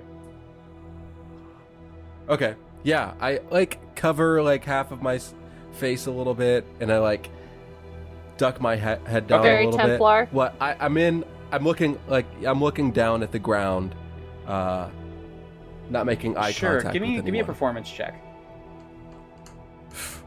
Oof, that's a 10. Okay. So, the fires roar at the front of these massive mahogany set of doors as you enter what seems to be a grand hall. Guards line the walls on either side of a very long table. Seated at the end is an imposing human, who you assume to be the king, with long dreads and adorned in furs with what seem to be battle scars every so often on his face. He puts down a large horn goblet after taking a swig and moves his attention toward you. On his left, a less imposing figure adorned in the same regal fur watches you enter the hall. The servant that led you all to the palace says, "Announcing the entrance of the envoys of the Silent Sentinels, Your Grace." And the king motions for all of you to sit down. As you all go to sit, or actually, I should say, do you all go to sit? Question: How big I are the chairs? They're right next to you. It's a very long table, many chairs. Okay, how big are the chairs? You will fit on the fucking. You will be able to. Am get I up on going the to chair. have to climb to sit on the fucking chair? You're I have fine. I have a more entertaining Yes. question. Follow-up question. Yes. So, can I just be quick, like Arrows, quickly, like, excuse me, I did not gain a chance to use a restroom on the ship before we departed, and I desperately need to use one before this meeting with the king. Is there just a restroom I can quickly use? The servant looks at the king, and the king sits there for a moment, stares at you, and then waves his hand, and the servant says, "Right this way." And he leads you further down the hall. Do the rest of you sit? Can I just quietly kind of go over to Klondike and go, "Is that him?" Yeah, that's him. Okay. Oh, that was solved real fucking I'm gonna quick. I'm gonna make a roll here. Okay. Oh, Alrighty. and the guy next to him, that's my brother. I look back at Klondike and I go, I take my shoulders out and I go, okay. And I have, like, slightly have my hand towards my pistol. On Okay. my side. Cool. So you all go to sit down, though, correct? I Yeah. guess. Okay. As you sit down, he raises his hand as though to speak, and then he snaps his fingers, and every guard in this room points their spears at you all as you sit down, and he says, "It's good to see you, boy." And one of the guards goes to rip your scarf off your head, Klondike. And that's where we're going to end our session. Damn it. I'm not even gonna tell you what I was gonna do now. Well, you're in the bathroom, so Yeah, you're gonna have to save You're us down the all. hall in the bathroom for sure. I feel like this cool. might work to our advantage. Or So let me go kill ahead me. and thank some of our listeners here really quick. Gunner for Captain Gunner on Twitter. And then I also want to thank also on Twitter, Lich Zoluan for the last names of Klondike's father and brother. And I think that's it. Yeah, those are the only two names I was able to pull for this episode, I believe. But obviously we're going to have more characters. We're going to have more names that we can throw out. Guys, thank you so much for listening to That Big DD Energy. Or That Big D&D Energy. You can go listen to us at thatbigddenergy.com or any of your social media platforms and podcast listening platforms, all that good stuff. Let's see if my players have anything to plug. Nezran, do you have anything to plug? I'm going to plug our podcast just as well. Unbelievable. But I'm also going to plug Dustin's. And I'm going to plug, I'll be safe right now. So I guess I'm plugging public safety. Abso-fucking-lutely. Wesley, do you have anything to plug? As always, y'all, you can check out We're Getting a Dog, my other podcast, or Good Food for Bad Friends, or the next show on the Arcadia Podcast Network, which is Coffee's On, which is with me and my best friend, Richard. We talk all about the history of coffee through just kind of like weird topical episodes, and we try a local small batch roastery coffee on every episode. That should be coming out within the next month, fingers crossed. Love it. And if you want to check out any of the other shows, big D&D energy stuff included, that is at arcadiapodcastnetwork.com. 1,000%. Dustin, do you have anything to plug? First of all, I want to say fuck this podcast. And You a bitch. You fired. I want to say this is bullshit. This podcast is rigged and everything sucks. And All right. But yeah, Drinks on Dusty is a podcast I host. Follow it on all social media platforms at Drinks on Dusty, and the Candyman mixtape is coming out at some point soon. So yeah, The Candyman mixtape. What is the Candyman mixtape? Can you give me some names of songs on the mixtape really quick? one of them like is the first name. Scott diss track. That's one of the songs. Yeah, okay, yeah, that one is a great That's EP. one of them. That's one of them. Great EP. And then me and my best friend Miles will have other songs that I don't want to tell you, but they'll be Oh, out. okay. Solid. Keep it secret. Keep it safe. Awesome. Miles, do you have anything to plug? No, I guess I play D&D with another group on Saturdays and on Mondays. That's clickety clackety roll to the clickety clackety yeah. roll to attackety. I do that too on Monday. But yeah, I mean, I'm I doing do that too Calm on down. Monday. You can follow me on all social media platforms at @metheguy_. And yeah, Yes. Hell yeah. and I do music. It's Absolutely. Your music actually is in like some of it is in my like Inspire playlist for my next record, which because I just love it because it's so cool. It's like got such this cool quality to it. Everyone, you gotta listen to it. That's beautiful. Absolutely. Cool. Allie, do you have anything to plug? Why, yes, I do. Ah, fuck. Why do I First, I have to ask, are we still doing the Meals on Wheels thing? I believe that is still going. If you go to what is the website? Podchaser? Podchaser. If you go to Podchaser and you comment or leave a review on any podcast on that platform, I believe they donate 25 cents to Meals on Wheels. We have matched ours so far, so that's pretty great. Yeah. I'm very disappointed in you listeners. I'm missing a weapon. You had one job. You were supposed to rate and review a podcast on Podchaser so we can feed the hungry as Argental would want. And if you review our podcast, you were supposed to give us a weapon so that I know what I'm replacing number 9 with. What the fuck is number 9, listeners? No comments with weapons. Yeah, so go ahead and comment with a weapon or email us at thatddenergy@gmail.com for some weapon ideas. We definitely need those for Flint. And that's the insulin pump, which says, check your blood sugar, and this is over. This podcast is brought to you by the Arcadia Podcast Network. Check us out at thatbigddenergy.com or any of your social media platforms.